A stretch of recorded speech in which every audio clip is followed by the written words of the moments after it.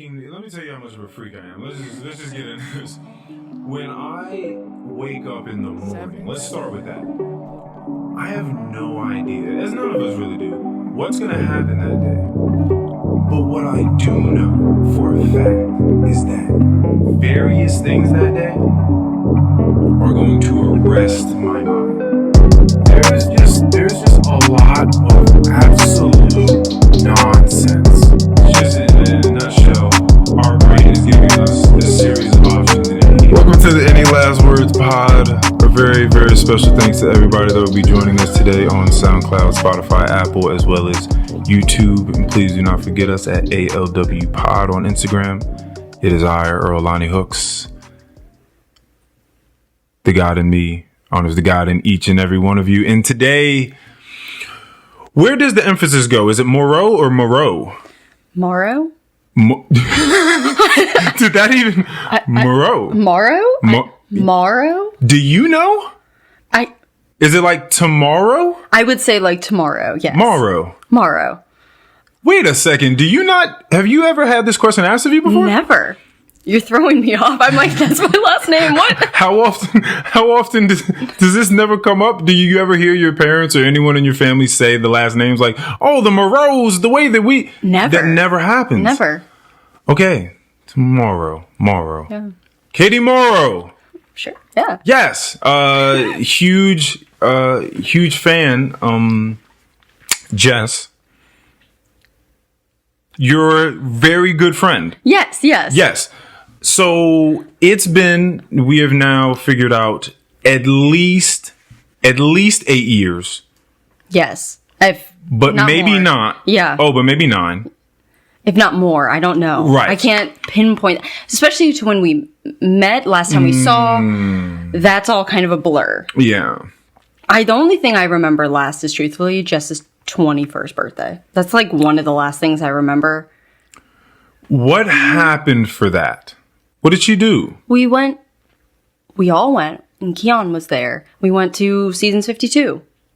Okay. That's like the last pivotal memory that I have of like being submerged around you. But then I know there's other times, and we had lunch once, probably 8 years ago. So let's go with 8. There was a time, because you knew me if you look back, they're all pivotal points of life. Every point of life is pretty pivotal when you look at it and you dissect it. There was a point her and I went to get breakfast. This was like at the Homestead Inn or whatever is close to it. It's near. You wouldn't even remember this. The only reason why I do is because I want to say not far. This may have been when I came back from living in Florida, but not too far from me having my very first mushroom experience, I believe. Okay. And I think, and if it wasn't that time, it was at least a time when I was just engulfed in a miasma of weed smoke. Either way, I was thinking very, very deeply about things. And I remember that because we were out getting pancakes and shit, and you and her were having a conversation, and I was just looking out the window up at the sky. And I did not, for the entirety of the breakfast, contribute. That's so funny. No, it's bad because I'm gonna go into my own little story about that time of hanging out with you and Jess, and honestly, several years around that. Oh my God! Don't punch the mic. Totally good. Because of what I was going through, really don't have a lot of memories from that time. Like, I genuinely have a period where I have blacked. My God, I'm gonna punch you this are thing. Boxing this thing. I gotta just shove my hand somewhere. Several years, maybe just 2 years of my life that I genuinely have very sparse memories of. And people will bring things up like, oh, do you remember when we did this? And I feel bad because nothing, Damn. Not even a spark. And they're like significant moments for these other people. Mm-hmm. And I've had to come to terms with that. So like, even you telling me that and you're like, oh, I didn't contribute. I'm like, well, it wouldn't have mattered apparently.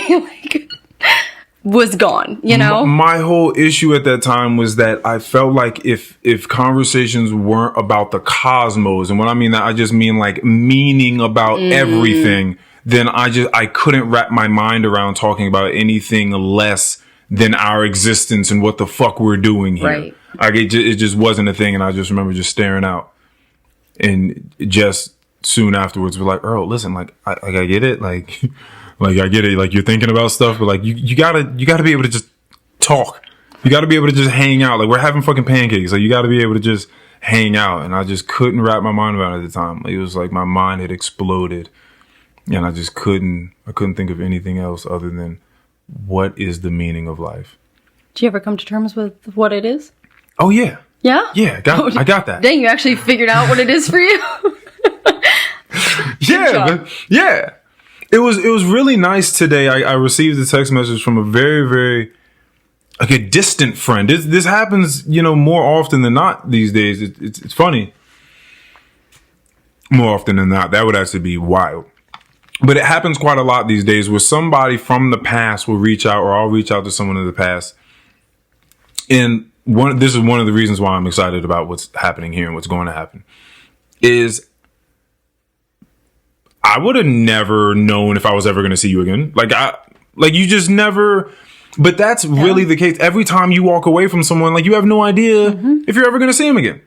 And so we went almost a decade without seeing each other, but time and time again, I'm coming in contact with people where I guess I wasn't as terrible as I remember myself being, to the point where you feel comfortable enough to come here and do this. And I got a text message from a friend earlier today, and they said that their life was going very well. I haven't spoken to this person in the longest time. I mean, I got the text message. It was just a number. They said, "How's life?"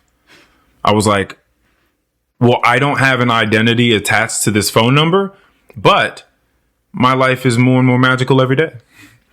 And then they said, "Oh, it's so-and-so." And I was like, "Oh, hey, so-and-so, it's been so long." And then, they said that their life had been going great and it had been changing for the best. Like they're getting better at living their life. And they said, it makes me think of you when that happens in life, because you are one of the only people that I truly believe I've ever known to live life better than me. I know. I thought it was strong too. I thought it was a very singular thing to say. Like that's a very peculiar and gripping thing to say. Yeah. Like living life better. So that's kind of ill. I'll take that. Like that's kind of dope. But you, just like that person, just like many other people I've had on the podcast and they've talked to me off the podcast, it's just very cool to be able to continue to meet up with people that I would have never known what your lasting impression of me was. You know what I mean? Like you never know. And if you're any sort of introspective person that truly believes that they're trying their best to grow every day, you can look back at yourself 5 years, man, and be like, fuck that person. Yeah. Like I was that person. Yeah. So when I look back at myself, we're talking about 8-9 years ago, I don't look back super fondly on that person for various reasons. There were some things I like about that dude, but there were a bunch of other things that needed to go. And you were around at that point. So when you were, willing and available to talk and then let alone come do this, I was pleasantly surprised. Well, it's funny to me because I think, going back to what I said even about like blanking out some memories that I have just... Oh, right. That could have been the reason. Well, no, but it's funny. It's because I don't remember you, Earl. Well, it's funny because especially in a scenario where like you were my best friend's significant other. So the relationship already develops entirely different than if we were to have just met. I don't know, at work or at this park. I don't know. Right. So then add on that I had, various encounters with you around Jess and then separate from Jess that then created, and then stories that Jess has told me, right? That created what my personal viewpoint of you is. Right. Regardless of how biased or unbiased or if I actually liked you as a person, it's almost irrelevant to then when we come back, let's just continue to say 8 years later.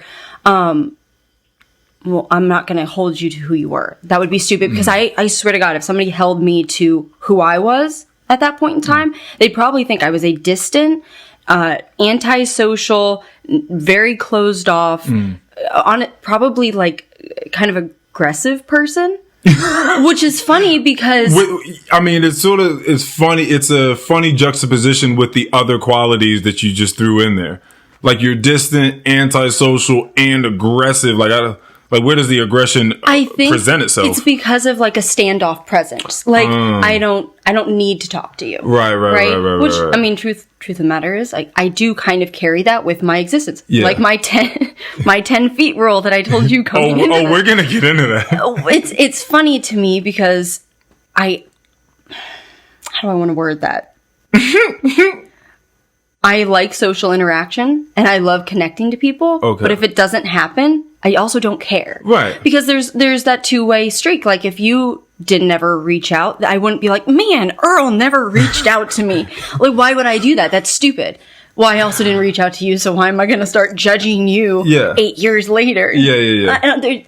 It's part of the thing of like closure with a relationship too. I don't necessarily believe in that. Mm-hmm. So then coming back in 8 years later, I don't care about who you were, how you behaved, what my even impression of you was then. Yeah. Could we talk about it? Yeah, it'd probably be pretty interesting. Yeah. But it's not necessarily where I'm going to hold you to now. Therefore, coming back into it is like effortless. Yeah, I had a conversation with, again, one of these many old friends that I was just talking about, Emily. She came on the podcast. We used to work at a Tropical Smoothie together. Great times. And also a miasma of weed smoke. But that covered a few years of my life. Actually, I probably have the same issue that you do, with like a couple of years of my life that just completely is just a blur. There's a bunch of white shit going on, white noise, blackness, stars, a lot of psychedelic colors. Anywho, she was asking me just how open I was to speaking to people that I had wronged or that had wronged me in the past. And I was like I'm totally with it. I'm totally okay. Like I'm so far past that. It doesn't matter. And when I say so far past that, it's not any specific situation or set of circumstances with any person being that being when I see people, I try my very best. Actually, it's kind of natural now. Like you are a new version of you. And every time I see you, I have no idea, because this happens to me. I don't know how it works with other people's consciousness, but whatever happens to you today, if you were sort of sober enough, and I mean that in various ways, but sort of sober enough and aware enough to absorb it and really take it in and let it sit with you, then I don't know how many hours you are awake in a day, but from the time you wake up to the time you go to sleep, that's many, many moments. That's many, many moments that have a huge possibility, and not even possibility, but just it is going to make a huge impression upon your person and your psyche. That means the next time I see you, you're not the person that I last spoke to. You're not entirely. And especially if you're a much more open person. Now, what's funny about these characteristics, these qualities that you think that other people are throwing on you, and that could very well be the case. I don't know. I haven't talked to other people about Katie Morrow, right? But I didn't think that, which is funny. I mean, I think that it came across to me the same exact way. So standoffish, yeah, but why? I think all of these things can have negative or positive connotations, or they can just be observations, just on a very, very basic level. And so if you're standing off, like, why though? Why is she standing off? It could just very well be that she's just comfortable being over there. But if you talk to her, she's going to talk to you. Now, when I came outside, I was asking you if anybody in the neighborhood had said hi, whatever. You're like, oh, I'm not that close. And I said, well, how close does someone have to be for you to think that it's like proper for them to just wave or say hi? And you're like, I'm thinking anything more than 10 feet is weird. And I guess I mean, 1 foot is very close. 2 feet, very close. 3 feet, 4 feet. Like, when do we say that it's like somebody's really invading your personal bubble? It's funny because I'll use like my antisocial ways. To me, I find like even the question of like, how are you? Right? I worked at a place. I'm just going to a story to get to my point. Do it. I worked at a place, and every single day the women would come in and out. It was primarily women. That's why I say women. They would come in and out, and they would literally be like walking in the door and go, "Hey, good morning. How are you?" Walk out the door. They wouldn't even wait for the response. For sure. Which to me is like, you don't care, so why ask? And I'm not even offended. I don't care if you're not interested in how I'm doing. Doesn't bother me, because truth of the matter is we have no rapport. So why are in the middle of a workday we're going to sit down and have like a really good heart to heart, which could never happen even if we had a chance to sit down and have a heart to heart. So for me, there is this level of, oh my God, I'm going to keep it. That's right. Number 3. I'm going to count them. I'm not even going to move it away. I'm just going to count. For me, I think there is this level of disinterest to the casual greetings, the casual how are yous. And I think if I were to go introspective and like try to analyze why that is, there's a huge deep-seated reason why. Or it's not, I really don't know. I'm not going to do that right now. But when I think about like passing someone on the street, I am the person who smiles. And I actually have been the person who asks, how are you? However, I do like to give the time for the response. And I feel like 9 out of 10 times, if you're passing someone on the street and you're asking that, you're not waiting for the response, which to me immediately gives off the impression that you are uninterested, which feels like a slap in the face and not that nice greeting that it's supposed to be. So I feel like the joke of 10 feet is like, at that point, that's something you do when you recognize someone. Yeah. You're like, oh, hey, eye contact. I'm going to come over to you now. Yeah. As opposed to, if you're that far away, what are you hoping that you can get that close? Like, you're like, hey, notice me. Like, that's what that feels like to me, as opposed to like a nice greeting. Yes. That's that weird neighbor that stares at their door and like waves to the neighborhood. Giving the presidential wave. Yeah. And I don't know. That's not my vibe, at least. But I'm almost like what you said about standoffish. But if you were to go talk to them, wholeheartedly invested. I have nothing to say most of the time. And I'm really okay with having nothing to say. So then if somebody wants to come over and have like a legitimate conversation with me, well, then I'm all ears and I'm going to be wholeheartedly invested. But just, I'm not the person who's going to start that. So to me, I'd almost rather someone not start it with me. Yeah. But so then no one's going to come over with that mindset and be like, we should talk. I don't know. Right. Maybe it's all just me. I'm the problem. That's what all this comes down to. We figured it out. It's just you playing chess with yourself. Yeah. And you know what? I think I'm okay with it. I can completely understand that. So for me, one of the things that I love about, again, this sort of discourse is I love memory, for the fact that if you are paying attention to someone, no matter how long it's been since we have conversations, there's certain things that ought to stick out, right? Certain things that ought to be remarkable from that person.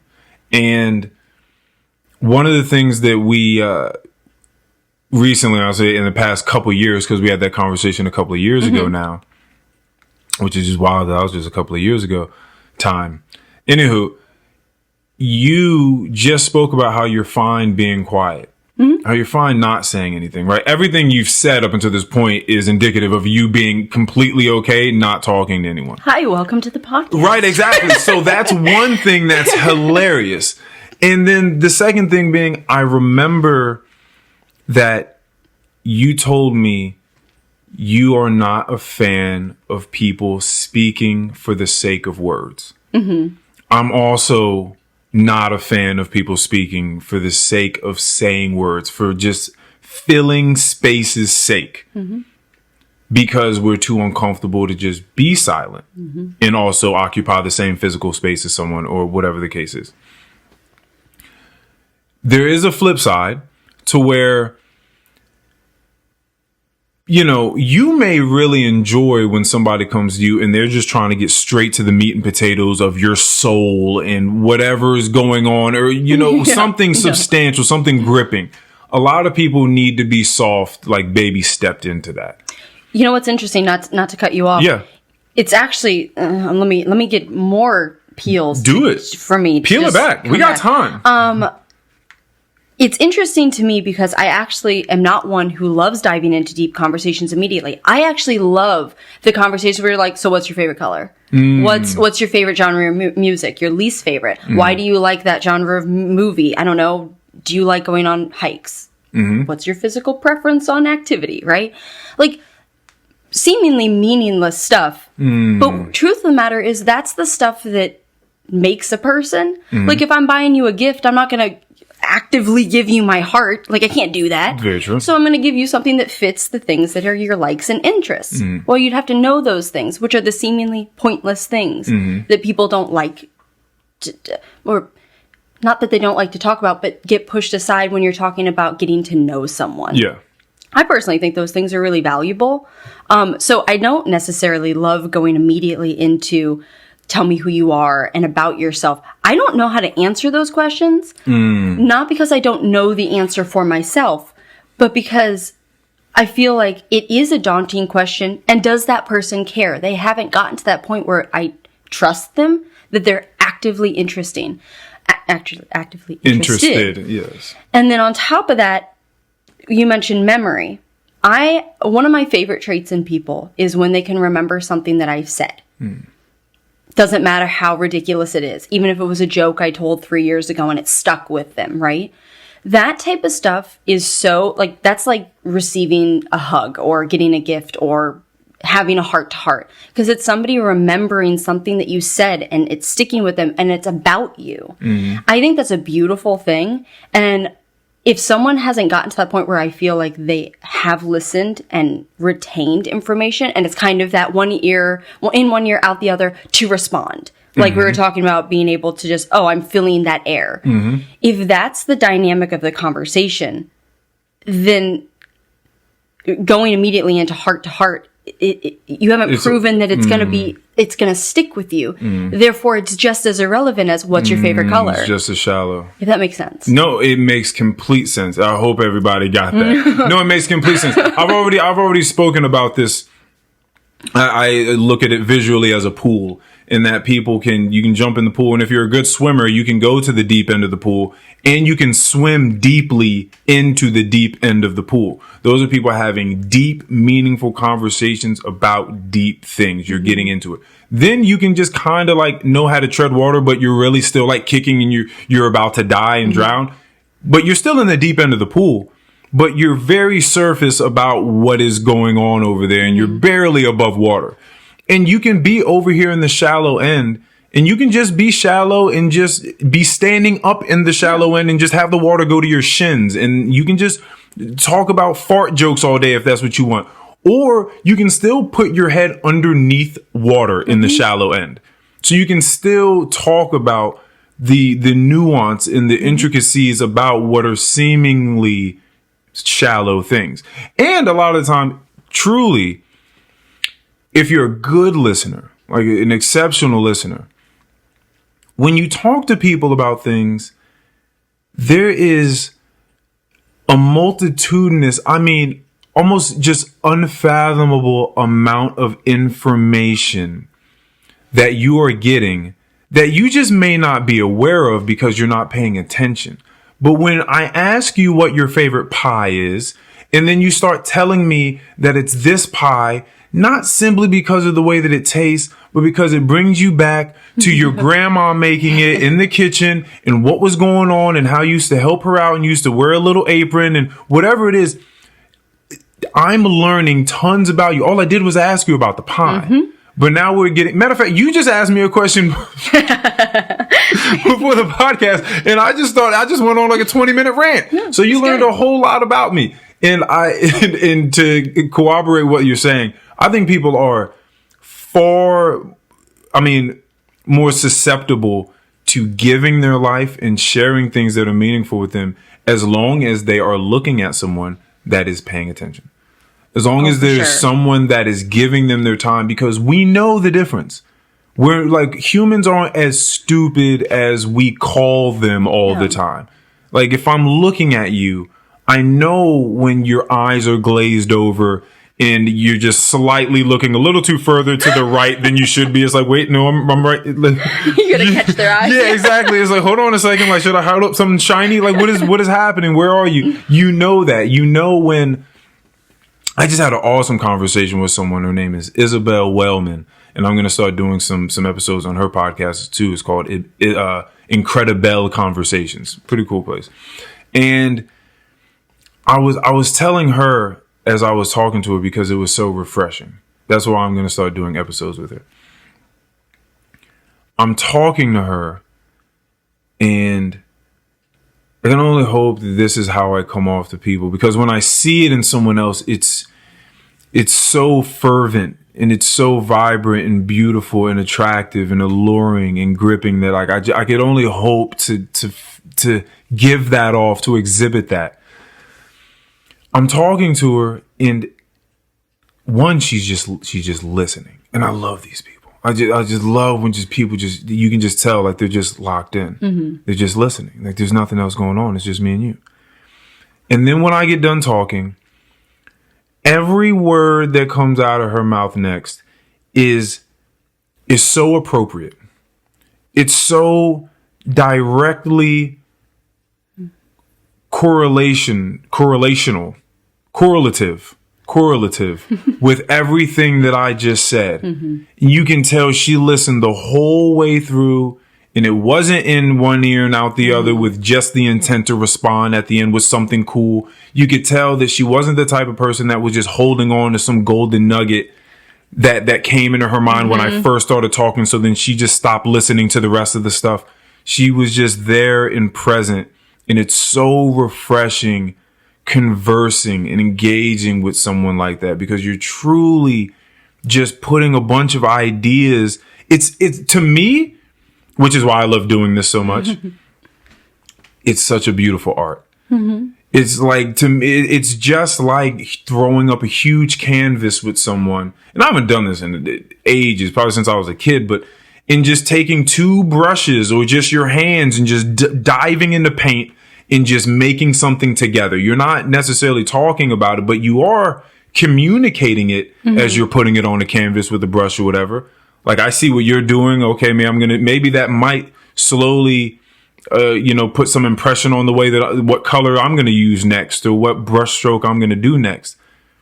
And it's the same thing when you're conversing with someone, but you're both there doing it. Truly, it's just like this beautiful, free flowing of data and information, and we'll never know where it's going to take us, right? We have no idea, as long as we're both here for it. Mm-hmm. We have no idea. I have no notes here. I have no notes. Did you come with any notes? No. I see no sheet of paper. You have nothing. Nothing. We're just going to see what happens. Yeah. I love it. It's funny too, because that conversation we had 2 years ago, let's call it that. Right. In that conversation, you asked me a question that was, what was it in response to? It was in response to me saying that I can listen to someone, have them make a full statement, and have nothing to reply. Yeah. And you thought that was interesting. I forget what you said. I forget the exact question that you posed to me. But even like when you just finished right there, I am agreeing with everything you're saying, and I wholeheartedly agree, right? Right. But there is this part of me too that also can just take a step back and just kind of sit with that. Yeah. And I also am one of those people that I don't know if it's like a delayed memory.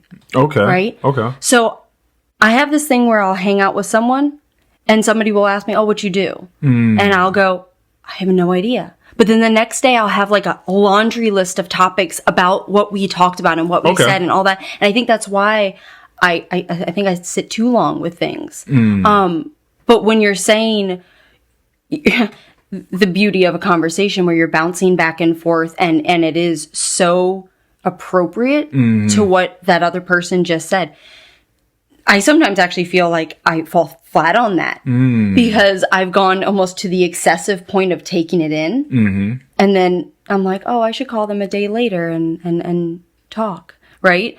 Which maybe that's good. I don't know. But like in a scenario like this, actually coming into this podcast, I was like, am I going to know what to say? Am I going to have a response? Yeah. Even if I'm sitting there engaged and listening and wanting to respond, there is that like, you know, when you have that ping pong with someone and then I'm over there, I'm trying to hit it and it's not working, you know? Yeah. So it is kind of interesting. You explaining, what was her name again?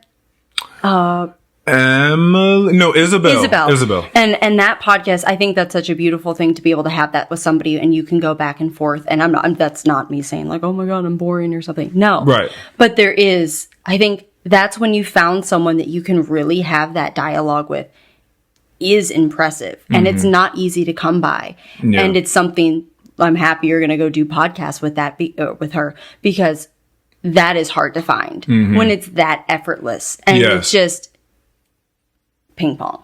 That's, to me though, that's the way that my mind sort of works. Like when someone starts speaking to me about something, but someone starts speaking, let me tell you how much of a freak I am. Let's just get into this. When I wake up in the morning, let's start with that. I have no idea, as none of us really do, what's going to happen that day. But what I do know for a fact is that various things that day are going to arrest my mind. I am going to be taken by something. It's going to be maybe a sight, or it's going to be a word, or it's going to be a concept, something I read. Something's going to happen to me that day that completely arrests my mind. How do I know that? Because I'm a child. Because I'm a fucking child. And I love that part of myself because, and it was funny as I was just having a conversation with the guy that does all the engineering for this podcast, Mikey, my friend. We were just talking about how being a child, because we were talking about time, actually, what's funny about this is my relationship with time these days, it's so hard to explain. But maybe it's not. When we were kids, it seemed like the day was a whole adventure. Like it was just this, I don't even want to say drawn out, but it was just this, maybe drawn out. Again, that has a negative connotation. Let's not put a negative connotation there. Yeah. This long, drawn out adventure. From the moment you woke up to the time you went to sleep, there was so much energy. I mean, you were just bountiful with just energy. It was just abundant. And you were running around looking at this, tasting this, screaming this, hula hooping and playing basketball and fucking smashing your head into stuff and scraping your knees. And that's just what the world was. Every day you woke up. Every day I woke up and it was on. I was ready to go. It was an adventure. And the worst thing you could possibly do was be told it was time to go to bed at the end of the night. Right. That was the worst fucking thing in the world. Then at some point you get older and you start to gain a memory of things and things slowly start to blend together and things start to seem like the same thing happening over and over again for a lot of people. All right, they get stuck in this muck of monotony. If you're able to adhere to some practices that can take you back out of that, you now find yourself being an older person that has a better understanding of the world, but then you slowly start to get this truncated vision like a child again. And so that's one of the reasons that, again, I love not only just doing this podcast, but just speaking to someone in general, because I'm looking at someone and I'm outstandingly amazed. You have no idea what it's like in my mind. Like I'm fucking amazed because you're over there and I have no idea what it's like to be over there. Right. I have no clue what it's like to be over there, but you do. You have some idea of what it's like to be over there. And the only way I can know is if I sit and I listen and I ask you questions and you're gracious and grateful enough to share with me what the fuck is going on over there. And I mean, you're so complex of a being. I could never truly know it all. Right. But that's the experience that's going on in front of us all the time, is that it's just like life is just like this, this smoke, this steam in front of us, or like some weird, psychedelic painting just floating around, or like some kaleidoscope. It's just life is constantly being manipulated in front of us.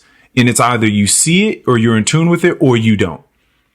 And if you can get back to that, then you find yourself immersed in the moment again. Whatever it is you're doing, you're washing dishes, you're vacuuming, you're watching a video on YouTube, you're having a conversation with someone, you're doing whatever it is you're doing, but you're so immersed.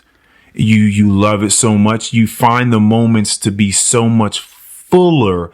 And then time, like a day goes by and you're like, wow, a whole day went by.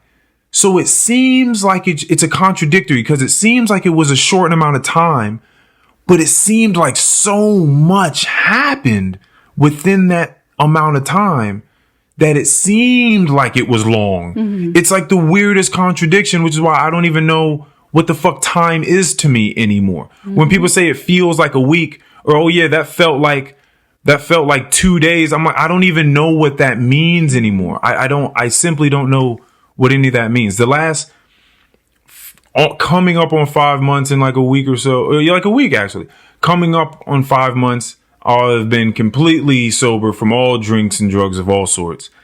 And time shit is crazy out here now, mm-hmm. because there's just so much more of it for me. It's so much more that I can absorb, so much more I can interact with. And it's just, it's a beautiful thing. I think a lot of the times people forget I was also telling this to my friend Mikey, that there are like these moments, these mile markers that happen in your life. And then everything else in between is just the distance in between those milestones. Mm-hmm. And they forget that those are the moments too. Like they're all those moments. It's really interesting, actually. My relationship with time, I've always said life is long, because to me, I don't know about anybody else, but I think the possibility of living 100 years is a lot of time. Right. I think it's a contradictory to come home and, oh, today took forever, and it's a negative all of a sudden for today to take forever, but then all that year flew by. I have a hard time with the language behind that. Mm-hmm. And then to go personal. I have a 13-year-old dog now, right? Wow. And I've had her longer than I lived without her, right? So time, let me not get emotional. Time to me is in the freaking milliseconds, right? It is, when I go to work, I'm thinking about getting back to her, because my life, not to say that like, I'll figure out what that looks like. That day comes when I don't have what I call the love of my life, right? But that's actually something that over the later parts of her life, within like the last, 3-4 years, I've really started to analyze what I feel towards existing, right? Every single day waking up, what does that look like? Am I going through the motions, or am I actually being present? Now, I'm not going to lie. I've always thought work is irrelevant. I do it. I don't take pride in it. I don't care about it at all. It could be gone tomorrow and I'd be probably happier, right? Happier. Use that really. We got time. Mildly, right? Yeah. But when I think about what it feels like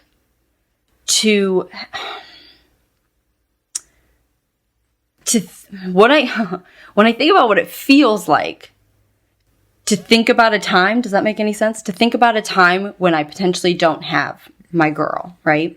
Bella is her name. Like it feels crippling, right?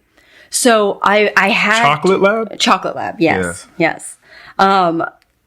I started to come to terms with the idea that though I've always said life is long and that I want to be present, I started to really take into account what that looked like. Because though I made the statement life is long, I also do, like when you were talking about your childhood and like how the days felt drawn out, I can't think of it maybe but 2 childhood memories that I have of myself. I don't relate to that. The earliest memory I can think of is at the age of like 8. And even that is like kind of fuzzy. And then I'm not gonna lie, when I got Bella, it almost felt like my life began. And I was like 11 when that happened. And so then as time went by and she aged and she's getting older and, you know, health things have come up, I reanalyzed what the freak I'm doing and what the freak I want to be doing. And not to say that it almost created like that YOLO mindset, right? But like in a weird way, because I borderline can't think about a life where I'm not her mother, right? Some people might be triggered by that. But because I don't want to picture that, and it feels like I can't picture that, it makes every, like I said, millisecond feel like magic. I don't know how that really pertains directly to anything other than time is only what you make it, right? Yeah. And like you even said about being sober and that you feel like you have all this time, you had it before. Yes. But that understanding and that awareness like clicked, right? That moment is almost unexplainable in my opinion, because I feel like I've had that moment and it's been over the course of several years that I've been coming to terms with it.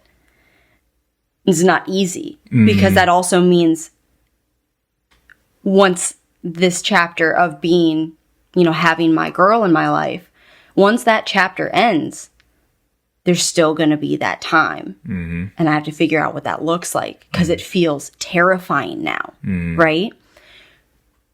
Why would I think about time, though, when it's not even here? That's another thing that's like we have a tendency to do, I think, as people, that we then think about our life and we think about it in those moments. Oh, what I'm going to do next, what I'm going to do next. And then when you think about losing something, it feels like, how can I do anything next? I mean, it feels crippling.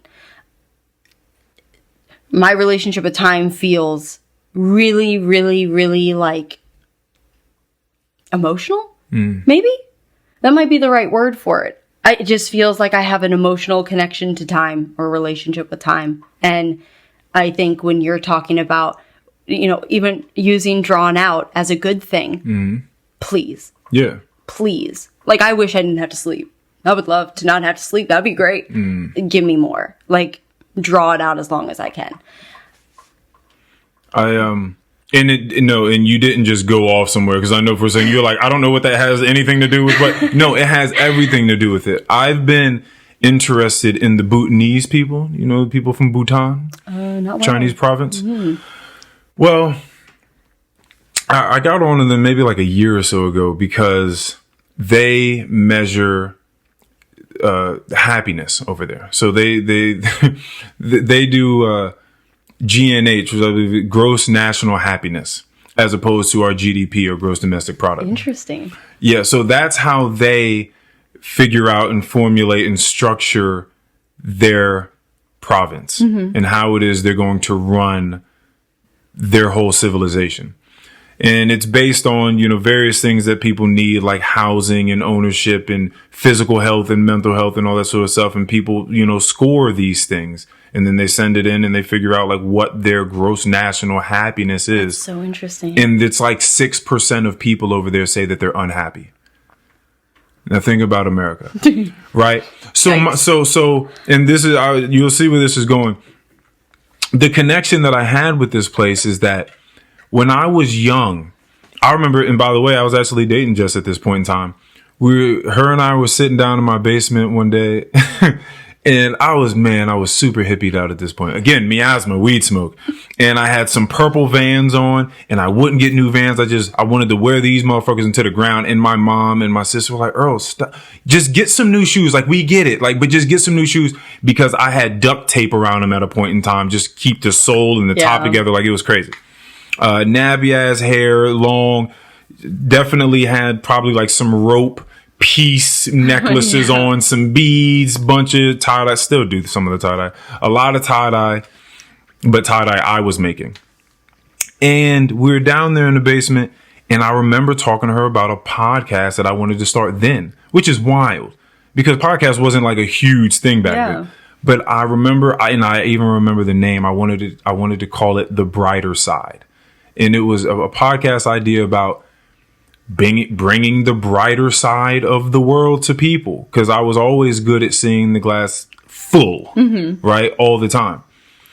And my dad kind of shut that shit down. He was just like, well, sometimes, Earl, life isn't full, and sometimes the shit just isn't okay, so what are you gonna do then? And I was like, oh, okay, like whatever. But during that conversation and me trying to pitch to my parents that I think I wanted to do a podcast, I remember telling them, listen, guys, because I was naive in a lot of ways, but there were things about me that I'm so proud of. When I look back at that guy, this is one of the things that I'm proud of him about. Because he fucking got me here. So fucking good for you, young Earl. I told them, guys, I know that most people my age are worried about X, Y, and Z. I know that like I'm not having my head in the books at college right now. And whatever job I got at the time ain't really shit. Like, it's whatever. I'm selling sandwiches at the time. Not to shit on anyone selling sandwiches. So, whoa, that sounded crazy. Whoa. Didn't mean to do that. But I just mean I wasn't doing anything that necessarily fulfilled me. If you love sandwich making, that's a completely different thing.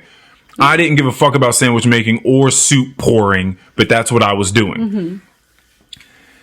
Panera Bread. You remember that? No, I do. Yeah. Good times. We used to bring some stuff down to Cold Stone at the end of the night. Like, we used to sneak salads and sandwiches out, and then the Cold Stone girls would give us ice cream at the end of the night. Oh, how fun. It was the awesome bartering system. It was very, very cool.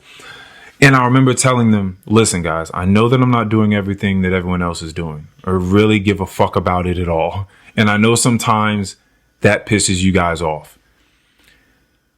But I feel like I'm working towards something greater. It's hard for me to explain right now because I'm not Earl 10 years from now. Right. He can do a good job. But right now, all I can tell you is that I'm looking for something deeper. I'm searching for something more. And I don't want to get to be in my higher 20s, 30s, 40s and don't know who the fuck I am or what the fuck I'm doing. I understand that people go through this life and go down all these paths that people tell them to go down in search, I believe, for happiness. Like, that's what we're doing things for a sense of meaning and happiness. No one is doing anything if it's not for that. You may be doing it because you're trying to grab externally, like, let me get this car because the car is going to make me happy. And then you get the car and figure out it doesn't make you happy.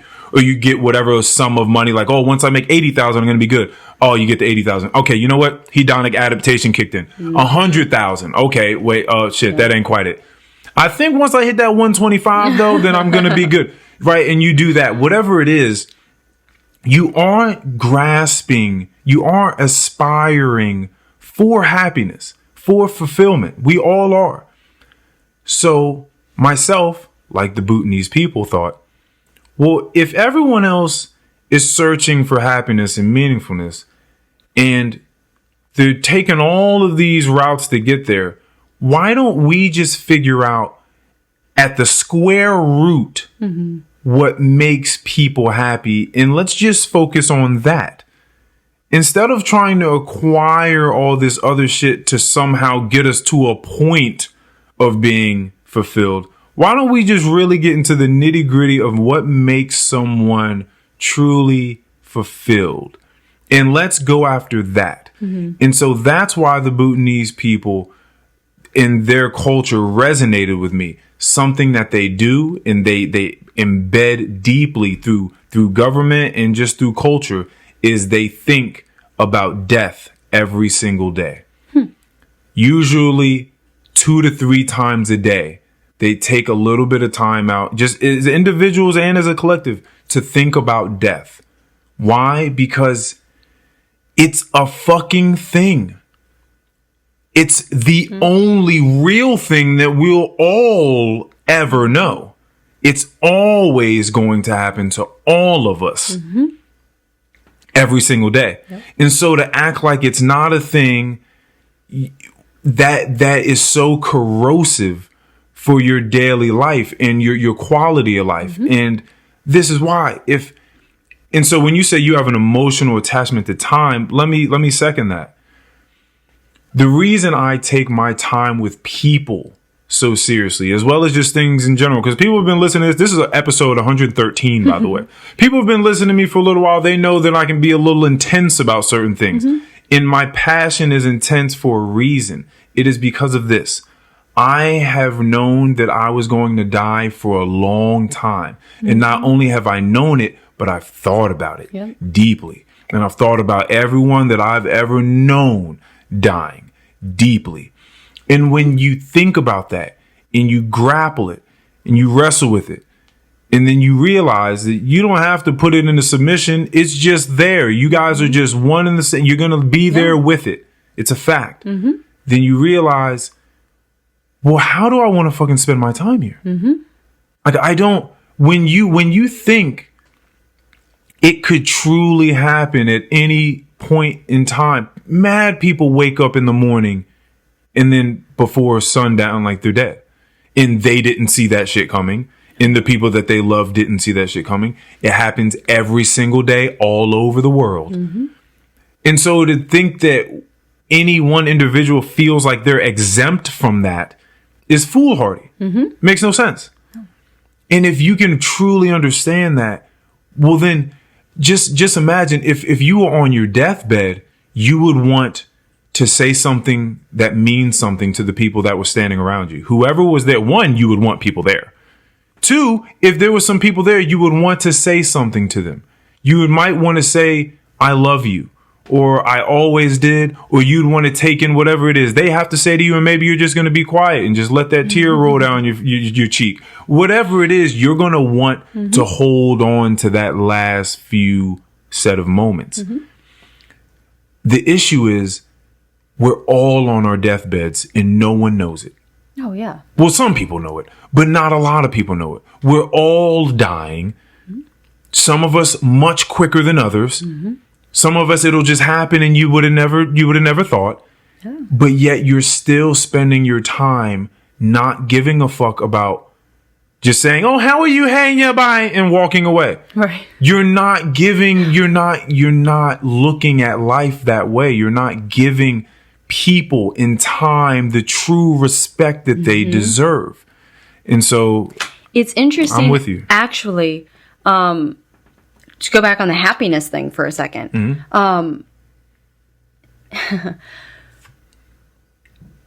Okay, the question, right? Okay. What is happiness to you? Like, if you had to just summarize, what is happiness to you? What would you say?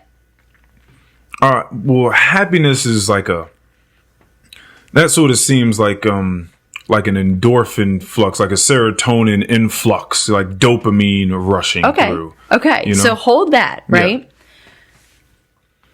When I was going through the worst of some of my mental health stuff, right? I didn't give two rats, you know what, about happiness. Couldn't care less.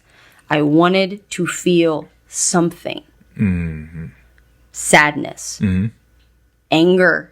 Please give me, I don't know, an ounce of empathy towards someone. Happiness was irrelevant to me because happiness felt like, well, I might never get there because I wasn't even at a point where I could experience those other things. Right.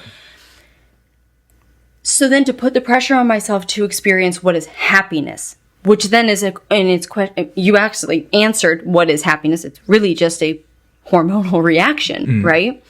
However, people put it into how they live their life, which you're never experiencing a hormonal reaction at all times. What, are you aroused at all times? No, you're not. You're not. Fucking creep. Don't lie. You're not. Fucking creep. You might think about stuff, but you're not, right?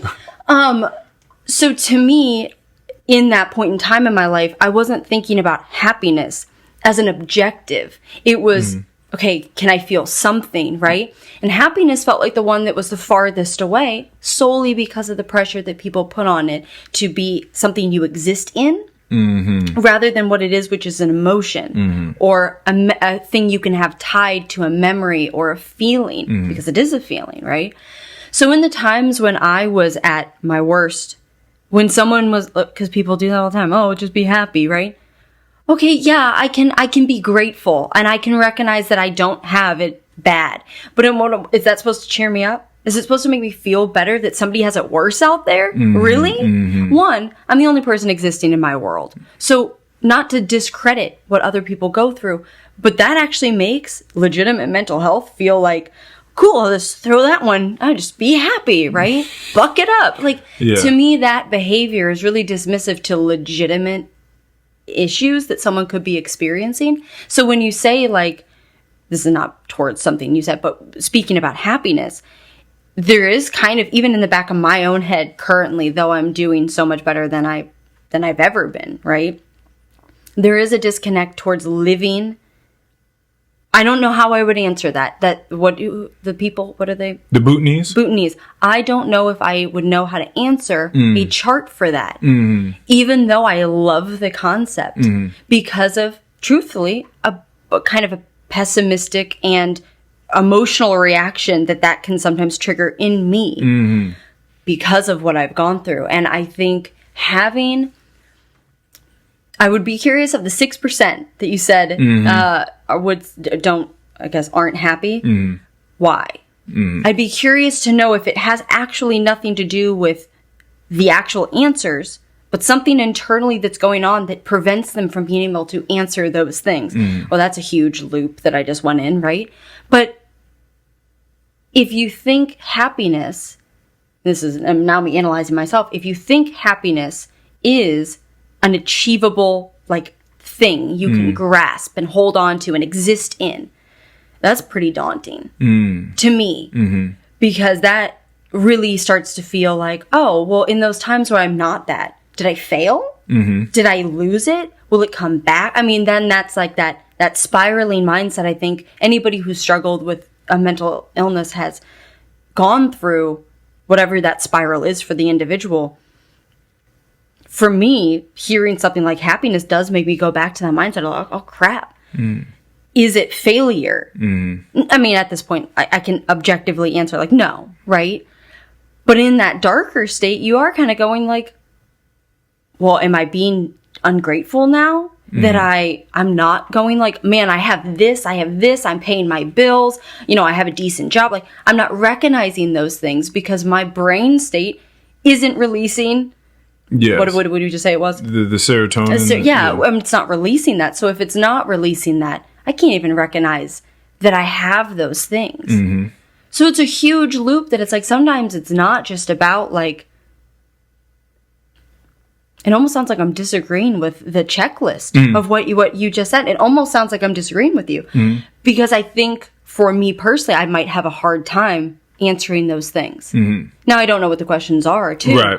But also in a state where I wasn't able to produce that serotonin, I potentially would be a rather pessimistic person and answer it in a dark way. Yeah. So first question I should ask is, when you said that you are the only person that exists in your world, you should probably elaborate exactly on that. So, to me, what that means is, the whole, like, I'm going to use the airplane scenario. Okay. You have to put on your face mask before you put on someone else's. You have to take care of yourself before anybody else. Doesn't matter. Do I believe you can love someone and not love yourself wholeheartedly? Will you potentially F up the relationship occasionally? Yeah, absolutely. That's a whole different conversation in that. But when I say I'm the only person who exists in my world, it means that when I'm experiencing something, being sympathetic and feeling something that somebody else is going through is irrelevant. Not to say that, like, my husband and I, right? Not to say that if he's going through something, well, if I'm going through something, then it matters more. No, heck, oh my God, no, I'm not saying that. But I am saying that if I'm in that state and I try to approach him when he's going through something, that's going to get us nowhere. So I have to go back, figure something out for myself. Now, if he's in a good state, I just go talk to him. We'll figure it out. He knows me better than anybody who's ever known me in my entire life, right? And I could have really amazing conversations with him to get out of whatever space that I'm in. But if he's experiencing something and then I'm in that state, it's going to get nowhere. Because when I'm not talking about like, oh, I had a bad day. I'm talking about like rock bottom. Like those moments where you're like, I feel nothing. I want nothing. I can't even imagine what having a joyful conversation is, right? Like you still feel love, but you're lost as the concept of what that actually means to you. I mean, truly, like, everything escapes you, right? Or me. I need to stop saying you because I'm talking about myself. In those moments, I have to be the only person in my world, not because I'm not letting people in, but because if I were to expect somebody else to fix me, especially if being able to recognize that other people go through stuff too, you have to have some sort of self-awareness first. I think that's kind of how I mean it by. I know myself really well. I know myself better than anybody else. Obviously, even like what you were saying earlier about you have an entirely different perspective sitting right there than I could ever understand. Same thing to myself is I know myself better. And that means that if I want to go show up in a conversation, regardless of how hard or angry or sad or happy or whatever you want to call it is, I also know my own triggers, my own baggage, how when I respond, where it's coming from. No matter how well someone else knows you, you're really the only person who exists in your world, and your world being your body. Space of consciousness. Yeah. Yes. And I think that has actually been something that can, I feel like, actually probably sound really lonely, truthfully. But at the same time, I think there's strength in recognizing that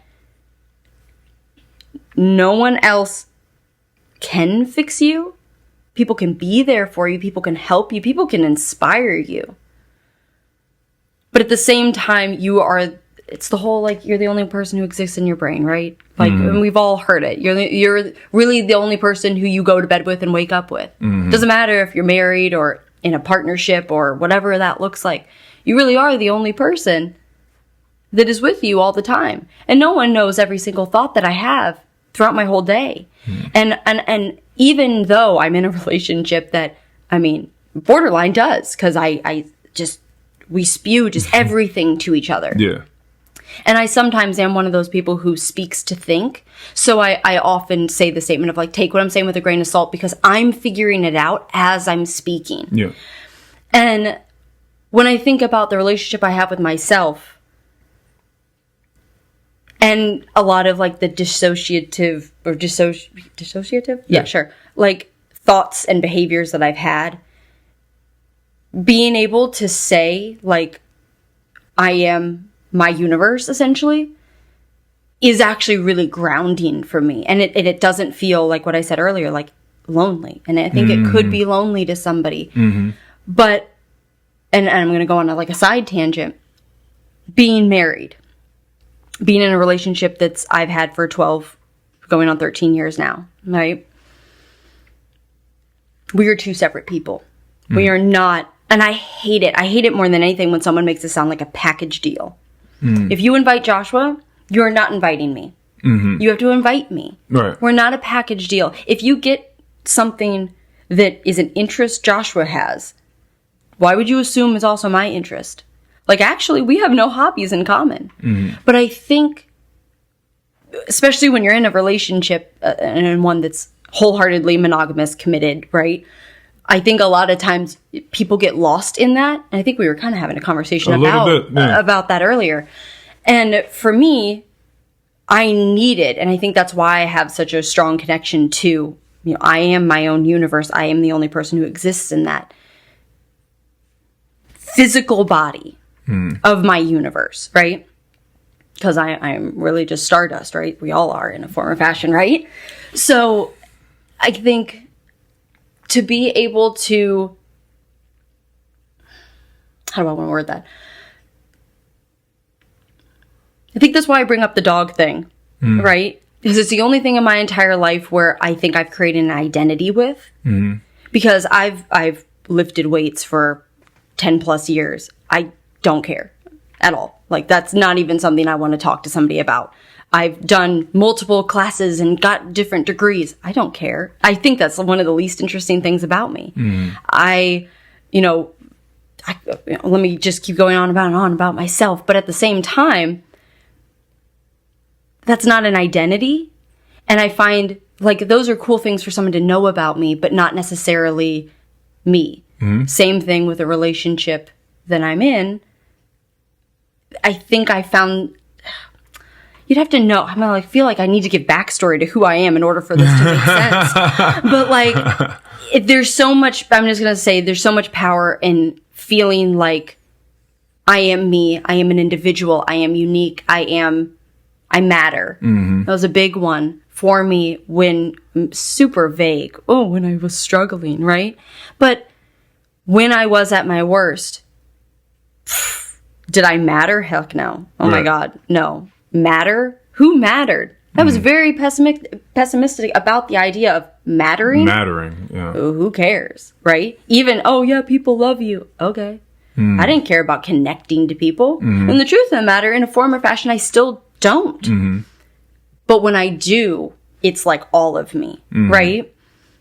And so I think for me, because of that type of stuff, being able to just be present with myself and what I'm thinking and being comfortable there and existing in that silence and in that, this is me, right? Anything I do is that ripple effect to somebody else.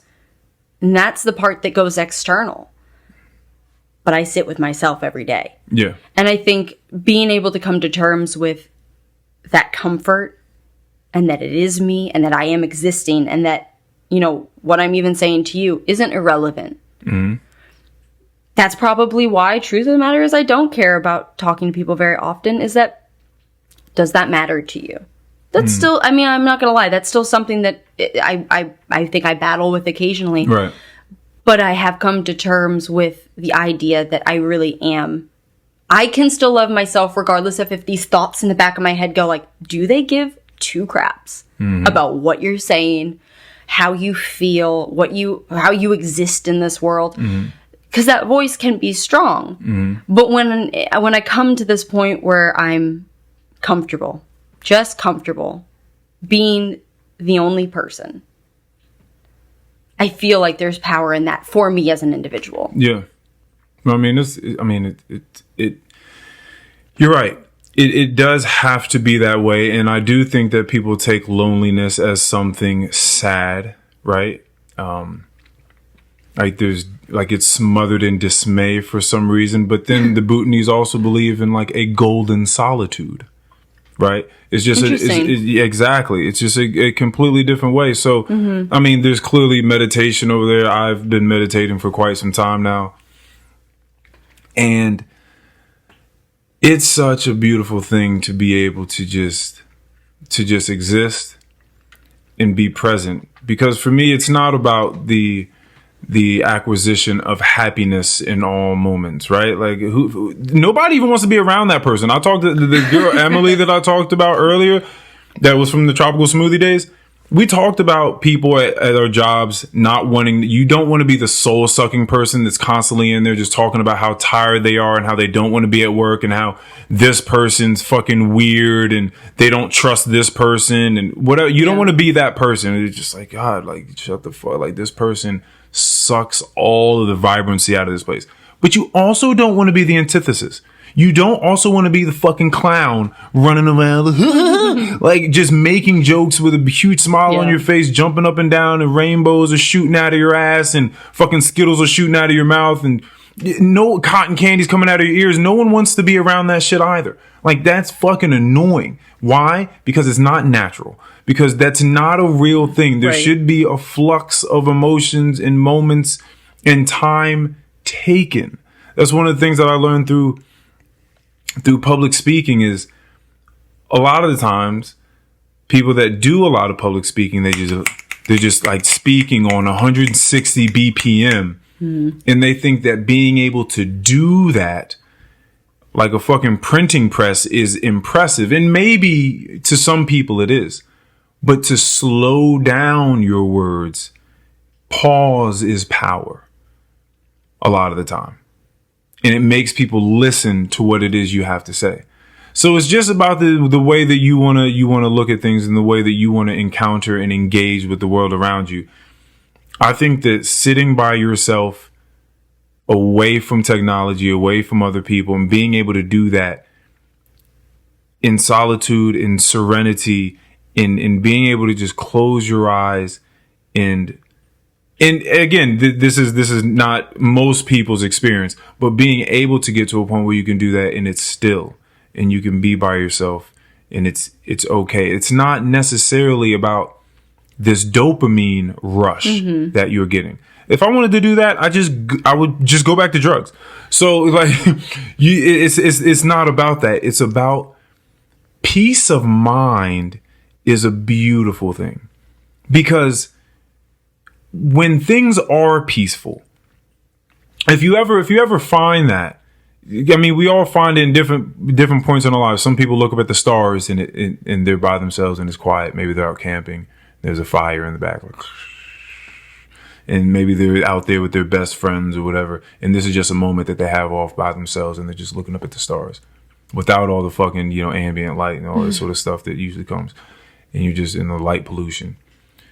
Or maybe you're one of the people that just like love water and you're just at the beach and you feel the sand underneath your toes. And maybe it's still maybe nighttime or it's sunny, whatever you like. And you hear the waves crashing and you see a fucking dolphin jump up and there's a rainbow somewhere and there may be some kids out, boogie boarding or something like that. And that does it for you. Right. Whatever it is, there's some sort of activity or place, point, time where we all feel a peace of mind, where you just sit back and you think, like, this isn't that boisterous joy, right? Mm-hmm. This isn't that, but it's just, things are just okay. Mm-hmm. Like, it's just not chaotic. Yep. And that's awesome. Yeah. It's awesome to just not be chaotic. I think that's why I with the happiness thing, the only reason why I brought up like the feeling of like that when it's perceived as this like ultimate goal, I think there's a disconnect in my brain of like, well, happiness is this thing, not an object, right? Mm-hmm. And like you even saying about whatever those still moments are, those quiet, those when everything is just okay. I think being able to even recognize the feeling that you're feeling when that happens, to then be able to carry that with you in whatever day-to-day life you're experiencing, that is harder than calling yourself a happy person. Yeah. Which is something I had to learn because of the point of view of happiness being like this object. And then going like, well, I mean, I'm not like sad, I guess. Mm-hmm. I'm not like, I don't know, I don't exist. I'm not the clown, but I'm also not the one like spewing negative, right? Yes. Where do I fall? Mm-hmm. Where do I fall if I'm totally okay with truthfully not making those connections, not being the one who even tries to ask the genuine, how are you back, right? Where does someone like that fall in a world that it seems to have like, it's like achievable things. I was like, but they're not really. It is kind of in the moments and then being able to figure out how you carry that in your life. And I think that's why I brought up like, I feel like I have an emotional relationship with memory or with time, because it can't be described, but it's so like shit is there. Yeah, and you exist in it. It feels like I figured out a way to exist in that, which I think had someone came to me in the points of time when I was like, I have no idea what the freak happiness is, let alone, or like, I have no idea what sadness and anger is, let alone happiness, right? So had someone come to me in that time and go, when are the moments where you feel like everything's okay? I might have been able to go, holy crap, often. You mean I didn't have to go after that thing? I didn't have to be the person who was like, gee, Willikers, the day was great today. Like, that felt so far away to be able to do that. I think I would have loved someone to come to me and just be like, you know, it's okay to be okay. And like nowadays, that's like the thing you say to people. That's the thing people say to people. And I wish, I mean, whatever. I am where I am, right? And I'm not complaining about that. But I think in that point in time, it might have been different, but it might have been worse. Who knows, right? I'm not going to go back and woulda, coulda, shoulda in my life because I love where I am and I actually like what I went through in a former fashion. But moving forward, I want to make sure that when I talk to people, when I have those conversations, I do mention that being still and being okay and being at, even if the word's not peace, whatever that word is for the individual, like that's cool. Yeah. That's a cool thing. It's very cool because you have to understand that it's in a lot of people's minds, it's bombs going, it's war, it's fucking warfare, it's bombs going off and fucking bullets being fired and traffic jams and honking of horns and fucking clowns and cyclones and merry-go-rounds. This is just a lot of shit going on at the same time. So you have to understand that those moments are beautiful. And so those are my practices. Now, to you know, have that connect to or attach to this idea of being the only one that kind of exists in your own world and like what that connection is to other people. Because a lot of times you said, you know, I could give a fuck less about what the connection is to the next person because what are you really going to do for me right now? Like this has to be done from within. Right. So, and I agree with you. I do think that things have to come from within before anything can truly happen without or externally. So sometimes in my meditations, now you occupy that space over there. You're a part of that consciousness over there that I can't really be a part of. But I told you the only way that I can get a glimpse, some sort of insight into what it's like is if I listen to you. Now, we've spent however long, what are we at right now? We're at an hour 15 right now, right? Speaking to one another. Time. And you, along with other people I've spoken to today, definitely the person that texted me earlier that I spoke about, these people might very well come up. I mean, in certain ways, it'll be the exact things that you said that I will ponder on. And then you might just play during my meditation as some avatar, as like some sim. And I might have a completely fabricated conversation with this person that occupies a space over there in my mind. So now you are, to some degree or another, occupying this space over here. You don't know it. Right. You don't necessarily feel it. But I'm thinking about you in my mind having a conversation with me. And a lot of times what that'll do, along with a bunch of other practices I do, is I have pleasant conversations with people in my mind. These things are not real. They're not real things. But the energy that you give to me and the energy that my other friends and acquaintances and newcomers in life come and give to me will play into my daily meditations and my daily sifting through memories. And the more positivity and pleasant conversations with other people, that's going to find its way into my psyche. And it's going to meld with the way that I further converse with people to some degree or another. And so I kind of believe in this thing called determinism, so that just in a nutshell, our brain is giving us a series of options in any given moment. And all you can do is try your best to pick the best option, right? Yeah, you can't pick something that doesn't occur to you as an option. So you try to pick the best one. Okay, I'm at this store. Am I going to purchase this or am I going to purchase that? You get to make the decision. Your brain's going to give you the option. You can pick this up or you can pick this up. Which one are you going to pick and why are you going to pick it? And so at the end of the day, I feel like there's just two modes. There is, you're either working on a conscious network or you're working on a compulsive network. It's just whatever decision you make next. Did you decide to do that? Did you think, I want to do this, so I'm going to do this? Or did you just pick up your phone because you have a compulsion to pick up your phone? Like, why did you just pick up your phone? Did something go off? Did you pick it up because you want to text and call someone? Or did you just touch your phone because you're a fucking phone addict? Right? So you're working off of two different modes.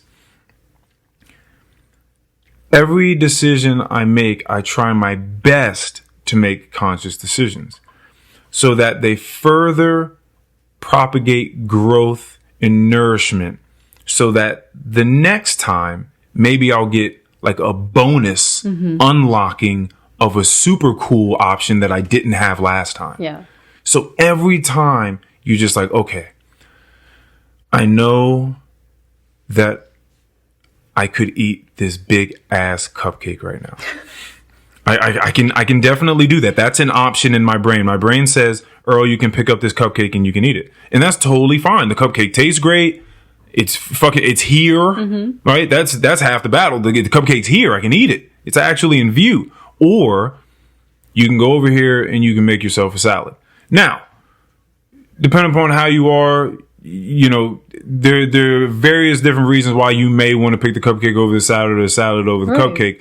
But there is a definite series of situations and circumstances and decision making that will allow you to further make better decisions. And usually in human beings, picking the cupcake does not allow the person to then unlock the better option later on. You want to go first? Can I just add something to that real quick? Go for it. I think there's a caveat there. Do it. Which is when, and I have to bring just a quick mental disorder into this, because I may have triggered you. Right. Unless you're in that toxic, restricted, you have to choose the salad. You have to, right? And that's your mind telling you that, like, you have one option, right? Okay. This is now not necessarily compulsive it's compulsive and conscious. Conscious, right? Your brain is telling you almost it's bullying you into how dare you even consider the other option. So it's almost restricting you into this narrow one decision. You can't even be compulsive. F you. You have one decision. Because if you don't, you know what's going to happen. No, we don't. What's going to happen?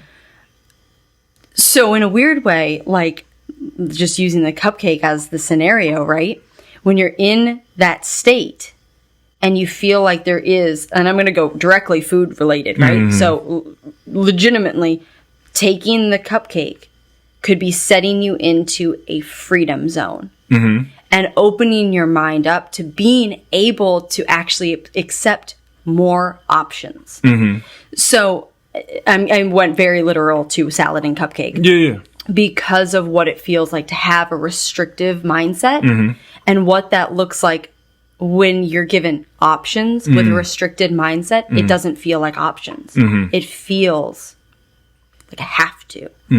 And when you set yourself free to be able to pick the cupcake, things open up, things change, your life changes. And I know that sounds like such a little narrow, like, oh, is a cupcake really? But like legitimately, the cupcake could be the thing that changes your life. Right. It's just, and that's a very, very small way to say something that's a very large conversation. But just to go on to what you said about salad and cupcake specifically. Yes. But I understand what specifically about salad and cupcake. Absolutely. In this time now, if you are about to eat 10 times, right? Now, I'm not saying all at once, but you're going to just the next 10 times you're going to eat, and there are 10 cupcakes and 10 salads ahead of you. Right. And say you want to set yourself free. And so you have this conscious act of, well, I'm going to pick the cupcake because the cupcake will, because it is an option that I can pick. Like, I don't have to be restricted to the salad because there are two things here in front of me. So there actually are two options. So allow me to consciously pick the cupcake. Right. How many times now do you pick the cupcake? And just on a biological, physiological level, does that help you versus the amount of times that you could have picked a salad? Now, again, this is not me trying to really pick on the whole like dietary restriction type of thing. But there is something in restriction, right? So, because at that point, if there is none, then you're right. You could open yourself to an unfathomable amount of options. What we're getting to is trial and error. So if you go down the road of trial and error and you pick these other options, how many times do you pick these options and they do you well? Right? Versus this other option. Now, clearly you have to go through your human experience and figure that out. That's an experiment. So the point that I'm getting at is, with whatever practices you're about to do, because keep in mind, you are practicing something. Every single day you're doing something. It's a practice. You may not look at it that way. You may not phrase it that way, but you're practicing something. So I think it's advantageous to sit at the end of the night and close your eyes and think, what did I practice today? How did I treat people? How did I talk to them? What was my activity? Because that thing that I chose to give my time to, whether it was an activity or it was just like some content or, whatever it was I was doing, I practiced doing that thing today versus something that could have been in its place. So what is that thing? When you sit with your practices, hopefully long enough, you take note of what has been helping you and what has been hurting you. And if you do that long enough, then you can do certain things that don't just make you feel good on a happiness level, but that allow you to see more, that allow you to unlock new options that were not available to you before. And they're not just options, but they're great options. And when I mean great options, I mean options that are going to continue to further unlock better options. Options being options that serve you, that serve other people. This goes back to the whole connection thing. This is why I went on all this. Because these practices ought to be nourishing yourself, as you were saying first. Put your oxygen mask on first. They ought to be nourishing yourself first. Symptoms of this may feel like you have more energy. You may feel some semblance of peace of mind. You may feel stronger, more confident, maybe more of a help to others, possibly if you have a surplus of energy and can do that. And so once that happens, you can help others. You can now reach over and put someone's oxygen mask over them.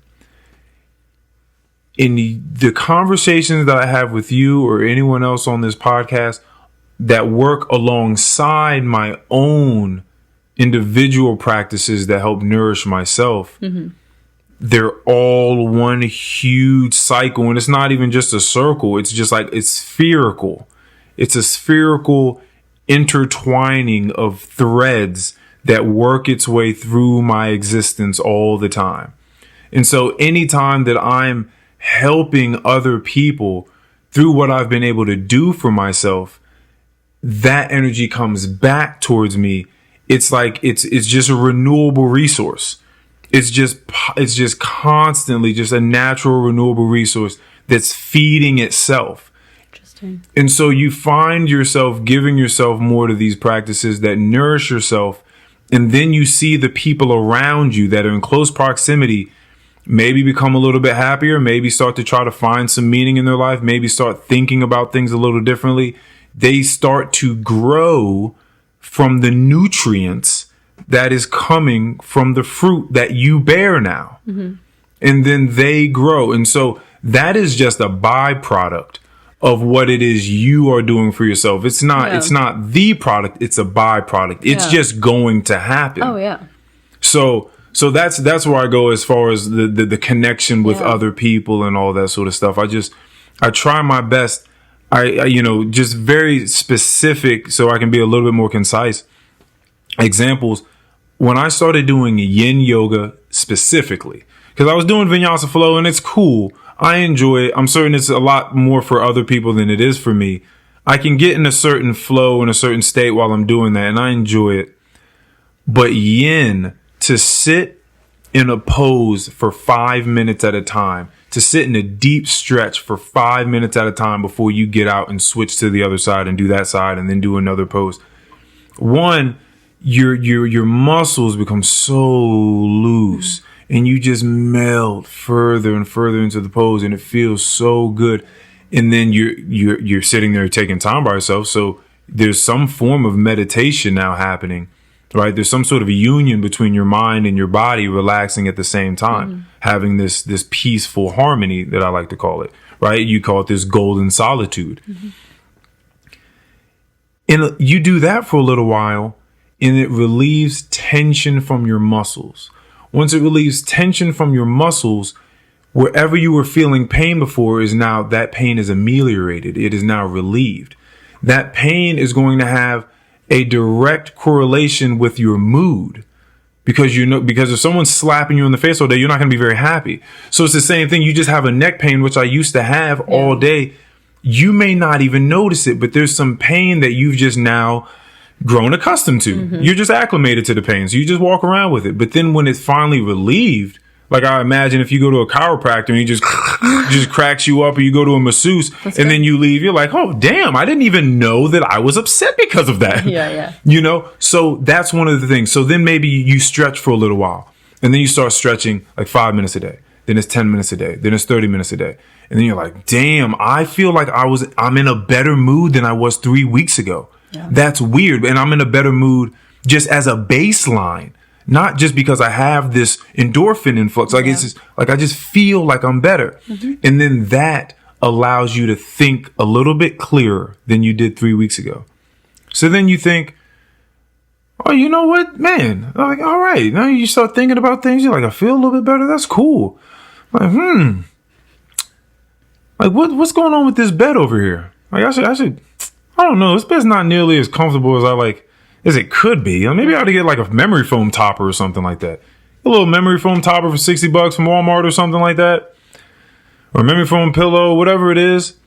And then maybe you figure out exactly what temperature you like it in the room. Or you like it if you play like some small violin or white noise or like some little ocean sonar sounds or, wind or jungle or something like that. Or some wheat fields. I love wheat fields blowing. I love that. And then now you're going to sleep better because you stretched and because you figured out how you like to go to sleep. Mm-hmm. And then now you're sleeping in a way that you haven't slept for a long time, if you ever got good sleep. But now your sleep is augmented, meaning you're getting better REM. Your body's actually resting. Your brain's actually resting through the night. Then you wake up and you're like, damn, I'm kind of feel kind of sprightly today. Like I'm ready to go. Yeah. So now you stretch, you release tension, you figure out how you like to sleep, you sleep better, you wake up, you're well rested, and your body's loose. So now you're thinking even better. So you're like, well, damn. Okay, that's cool. So then now you're just a little bit more aware. You're a little bit more conscious of what you're doing because you've had sleep. Right? So now you've had sleep. So now you just start looking around at stuff a little bit differently than you did before when you weren't getting great sleep. Mm-hmm. And you were upset because you had fucking muscle spasms in your neck for the past 8 years. Then you start looking at the food you're eating and you think, Katie, I'm going to tread lightly here. You start looking at the food you're eating, right? By the way, this is all autobiographical. And you think, how much money do I spend on food? Yeah. why do I eat as much food as I do? Like, just let me ask the question. Why do I? Because I just ate this big ass cheeseburger and I wasn't even hungry when I ate it. I just ate the cheeseburger. Yeah. I felt like if I didn't eat the cheeseburger, I might be hungry 2 hours from that moment. So I ate the cheeseburger now to go ahead and quell that would-be hunger. That's so funny, yeah. Right? So how much money am I spending? How much overeating am I doing? Have I ever sat with hunger? Have I ever sat with hunger long enough to know what hunger feels like really? And is it like a snowball effect? And does it just get worse over time? Or does it not? Does it sort of just fall into the background as long as I just drink water and maybe have something small here and something small there? Like, I'm good to go. Turns out for me, because I cut out caffeine the same day I decided I was going to chop my diet in fucking half, really. My energy shot through the roof, right? I feel lighter. There's something called the itis, right? Where you eat a bunch of just huge, greasy fucking food and you just fall out. People do the thing where they unbutton their unbutton their pants and they fucking fall out and the fucking eyes roll the back of their head and there's drool coming out. Like, oh my God, that's fucking amazing. And then they go eat an hour afterwards. But the point is, the opposite of that, you feel light. You feel keen, shrewd. You're ready to go. Like, all cylinders are firing. And you wonder, oh, I guess I didn't have to do that other thing. So this is one of those points where restriction does set me free. It's a weird way of looking at it, but sometimes restrictions set us free. It's interesting, actually. I had a question that sparked, and I don't remember it at the top of my head, so I'm going to keep going and hopefully it'll come. Okay. I don't know if I would call it restriction. Okay. Because when you find restriction is a mindset. Okay. Restriction is something that your brain like eats at you. Right? When you find something that's easy for you, that like you enjoy, that makes you feel better, that's not restriction. To me. I don't think that you know it sometimes until you do enough restriction. I think sometimes people do something that's good for them and it doesn't feel good immediately. And because we're geared towards instant gratification, you walk away from it. Because if it doesn't feel good the very first time you do it, then you may be like, I don't want to do this again. But if you restrict yourself from quitting, then you may find yourself on the other side like, wow, I'm really glad that I made this restriction and I told myself I was going to keep doing this. Because, for sure. Because if I didn't, then I wouldn't be where I am now. I wouldn't realize that I had to push past the pain to feel relieved. I think you still have to have a lot of self-awareness to even say what you just said. Oh, for sure. Because 1000%. Because you spun the word restriction, which you could do technically with any word to make it fit two narratives, right? Yeah. And what was the question that I had for you? I really wish that I could remember, but it's interesting to me because the word restriction isn't inherently, like, I don't view it as like a negative word. I do think though that technically speaking, probably everybody exists in that all the time, regardless of if they feel like they're like somebody could do everything that you say you're doing. Obviously, like you said, it's Autobiographical. Yes, right. Like you said, that's for you. Someone could do exactly what you're doing and be like, I hate my life, right? And it never get to that point where they even feel better. Obviously, because we're all entirely different people. And for you to say, like, you know, what you said about it's almost restriction. How did you word that? You said it was you got accustomed to the restriction. How did you say that? You feel like restriction. That you become acclimated to the yes, or something like you said something along those lines. That you spun restriction in a way that is very pretty and lovely, right? And I think that's definitely when you hear restriction, it's spun that way weirdly. And let me go very deep into just like actually diet culture, right? Restriction is entirely spun in this way that it's going to change your life for the better. Like, duh, if you eat less, you're going to feel better. Duh, if you sleep better, you're going to feel better. Duh, if you work out, you're going to feel better. It's like, wow, that's a lot to put on someone. And then people end up going to the wayside with it. And they're like, well, see, I feel bad because I didn't get my gallon of water in today. Well, you feel bad because you didn't drink enough water today? Be happy you drank water today. Like, then it goes too far into the other side of doing things that are good for you. That's why I said you have to have a lot of self-awareness to recognize that, oh, I could even recognize I'm not comfortable, but I know I'm gonna be. Because I know myself well enough to know how these relationships with food or movement or sleep impact my life. Even to recognize that when you do those deep stretch, you're like, I genuinely feel that relief, that lightness, that I don't think most people, it's not even about quickness of when that happens to them. I don't know if people know what that feels like from the get-go because we put pressure on ourselves. Forget about fitness and food and movement. So many other things people put pressure on themselves about. And that I think then when you add those things of, oh, you should stretch and figure out your sleep and your food and all that, they just become more stress for that person. And I really wish more people could figure out that I mean, heck, I'm not at that point where I'm like, oh,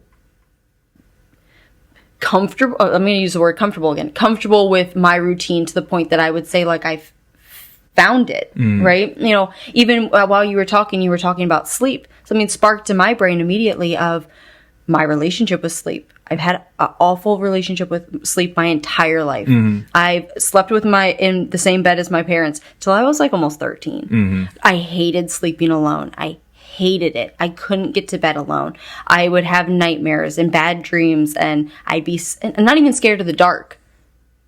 I have no idea what it was, right? And to this day, the act of going to bed, getting in bed is not relaxing. It's not calming. It's not comforting. The only time it is if Joshua sits and talks to me until I fall asleep because there's a comforting voice there. There's something, because we never go to sleep at the same time. And even if we go to bed at the same time, it's still just as bad. So it has nothing to do with just a person being there, which is very interesting. But then if I just fall asleep on the couch, some of the best sleep that I ever have because it was natural and just happened, right?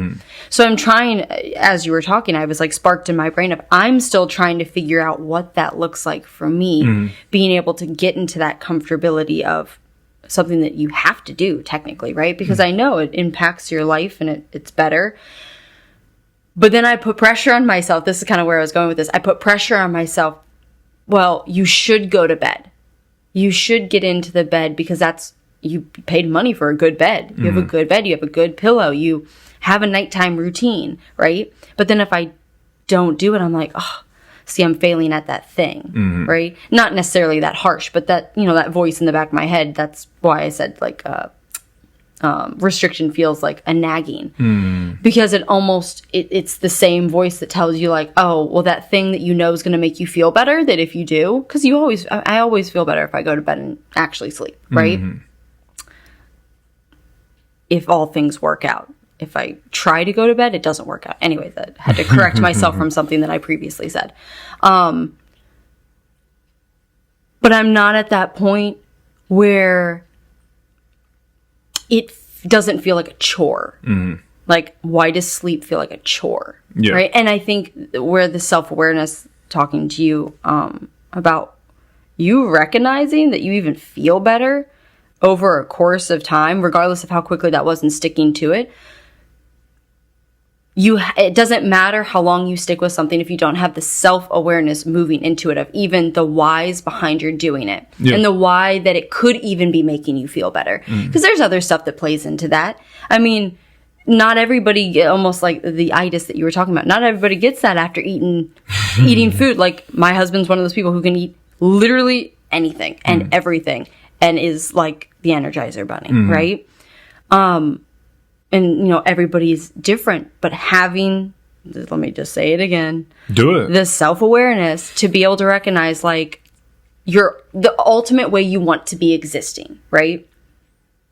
You found a pretty good niche for yourself, it seems like. Yeah. And something that sounds like you've done in a sustainable way that you're going to be able to carry with your life, regardless of how busy you get, or if you're stressed, or if something emotional happened that day. No, correct me if I'm wrong, but it sounds like you've gotten into this rhythm for yourself. Yeah. I feel like most people, me included, if you have something that you hit that bump in the road, then it can throw it all off. But unless you're able to recognize that that's your thing, then you're gonna blame it on, well, see, it's not working yet. But not like, I'm an emotional person, and I typically react emotionally. Yeah. Not to people, not to just anybody, but like, I feel things very strongly. And I carry that with me, and then it almost plays in my head like a scene from a movie, just over and over and over and over and over again. And it becomes like this weight. And I think that's probably why then when it comes to bedtime, well, that only makes it worse. What are you thinking about when you're going to bed? Your day. Well, in my case, I'm not thinking about my day. I'm thinking about this thing that potentially triggered something in my brain that then plays on repeat. And I have, unfortunately, some kind of minor like OCD tendencies. So that only amplifies when I then try to go to bed and try to relax. Trying to relax, right? And even to go further back into the conversation about finding that point in time where you're just okay, that's the thing that I try to take to sleep with me, is those feelings of just being okay. Where was I going with this? Something you said what sparked that in the first place, and I don't remember what it was now, but I love the idea of more people even not viewing restriction as necessarily such a negative, harsh, bad thing.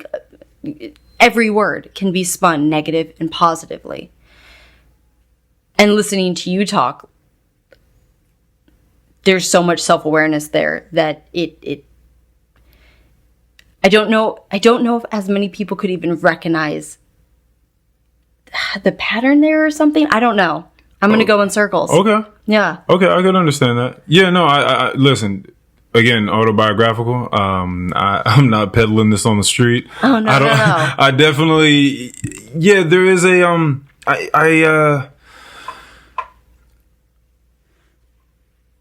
I have my human experience, and I follow these things, whether they're restrictions or they're forms of liberation, however you like to look at them, right? Yeah. And you're right. I try my best to start at the square root of things. Again, just start at the root. Whatever it is I'm about to do, like how can I maximize this thing? Like, what could I possibly do to make this thing better? There was a point where you and I think you had reached out on Instagram. You told me that the story that we had posted that week was cool. I think it was about having communication with friends and loved ones, and how difficult that can be for certain people. Like, it's not difficult for certain people in your life, but with other people, it's not quite as honest and as free flowing or as quite as deep as you may like it to be, whatever. And that's another one of these things we can sort of jump into and tackle. It definitely coalesces with this. Here's some awareness. A lot of who we're about to be is contingent upon, again, what we are ingesting and digesting. Okay. So maybe you don't have the awareness to exercise in a way that makes you feel good, or you don't have the awareness to do research, whether that's, through the waves, through the networks, or experimentally on yourself with food items, and you figure out which ones make you feel good throughout a course of time and which ones do not. You don't know how to do that either. I'm assuming that may spill into your engagements with other human beings. It may not. If you are not being, again, this is about thinking about death and figuring out how you want to spend your time with people. If you are not having conversations with people that grip you or that inspire you or that pull you or that make you feel something or provoke thought or stir your soul, then you have to understand that you're not having those conversations. You have to understand that there are people that are having those conversations, and that there is a stark difference in the experience of these two different types of human beings, the ones having these conversations and the ones that are not. But if you can bring yourself to start researching and start thinking, maybe having conversations, well, what even is that? What does it look like from over there? Maybe it won't look like that exactly over here. Yeah. But what is this person doing? They're saying that they're being honest. All right, well, what exactly does that mean? How honest can I be? What if I'm wrong about things? Is that me not being honest? Yeah. Am I just being wrong? Like, what if I'm trying my best to be honest and I still can't do it? Or what if I want to ask them how their life is really going, or how they feel about their chocolate lab, or how they feel about their job, or how they feel about their marriage, whatever. But like, I don't really got it in me to do it because I know that that's going to be deep, and I don't want to take on whatever it is that they're about to pile on me. Like that could be way too much, and I don't even got it going on over here to even take that sort of energy in right now. Yeah. Right. At the end of the day, I think that all you can do is try to pick the best option that your brain presents you. You're right. You are so right. Everyone's not going to have the awareness to really sift through all these things and decipher all these codes that I'm talking about. All you can do is get your set of options presented to you from your brain at any point in time of the day and try to pick the best one, hoping that will actually be the best one. Because you might have some weird shit going on and the options are just flipping around in your mind and you're just like, that one. Yeah. You can't even slow the options down. You can't even have the peace of mind and the presence of mind to actually choose what you think is the best one. You're just like, that one, sure, I'll just do this. Yeah. Because it's just a fog and maybe you're overcome with anxiety or depression. And so, like, the options that pop up in your mind, not only are they doing cartwheels and flips, you got dyslexia, they're backwards, rightward, like, there's all sorts of shit going on in there, right? So it's really weird. All you can really do is try. Yeah. It is a wild game, but I call it a game because I think that is why we are. I mean, I've just been watching some guys play games on YouTube, honestly. It's actually insane how huge gaming has gotten and how much money people make and how many tens of thousands of people go to some of these gaming competitions and stuff like that. It's wild. But I think the reason why so many of us, why games are so big, why they're so gripping, why people love them and so enthralled with storytelling throughout games and actually just going through the modes is because you get to usually choose some sort of character of some sorts and you're moving through and there's progress. You get to see you choose an avatar, which is what happened, whatever you believe in. An avatar was chosen of some sorts. You fucking popped up here and you get to see you go and you get a level up here and you go upgrade this over here and you reach level 2. And then you go do that again and you go defeat this mission and you have a little sub mission over here, a little side mission. You go do that. That gives you some extra shit over here. It makes you stronger. It makes you better. And you get to see that you can conceptualize that there are decisions you can make that are going to help you progress through the game. Right. And ones that are just going to have you turn the game off because you keep losing. It's game over. Yeah. Right. So you can conceptualize that when it's in a program, in a PlayStation or an Xbox or on your console or a Nintendo, like you can conceptualize it. But people lose sight of the fact that their life is a game of sorts. Like this, like that was an imitation of life. And so you're walking around and there are level ups. Now, maybe you're confused as to how to get that level up or how to complete that mission, that level. But the good thing is that you're granted some time. Mm-hmm. You're granted some time.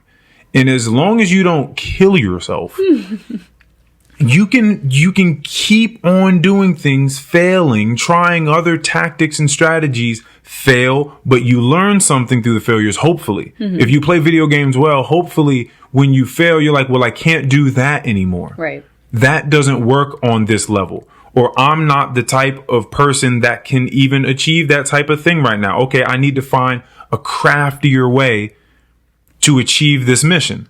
And then you figure it out and it feels fucking great. And you're at the next level and you're like, oh, this is fucking awesome. I'm stronger now. I'm better. I can play the game better now. I understand the framework of the game better. It's not even just I'm better at this level. Right.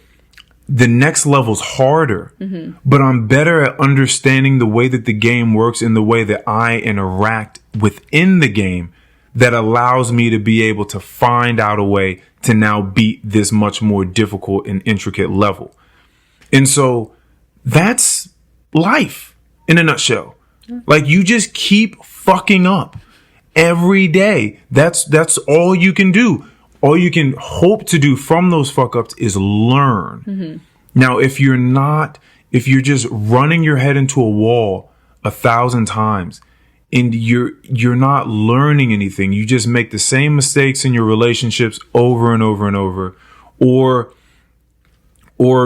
conscious, compulsive, whatever, you're eating or doing whatever, and it feels like shit every single time. Or just every day, just nothing ever seems to get better in any department in your life ever. At some point, you have to say that you're not paying attention because it's giving you the blueprint. Every time you fail at something, that is, every time you hurt or you fail or you feel unfulfilled, that is a light. That's a beacon. It's indicative of you doing something that is not serving you. If it's happening, again, through the course of time. Sometimes you do something the first time, it doesn't feel good. You continue to do it, it feels great. And vice versa, right? So you have to, again, that's why time and trial and error is a thing. But if you just keep doing something and nothing's ever fluctuating, then you have to learn how to manipulate the factors. I have a question for you.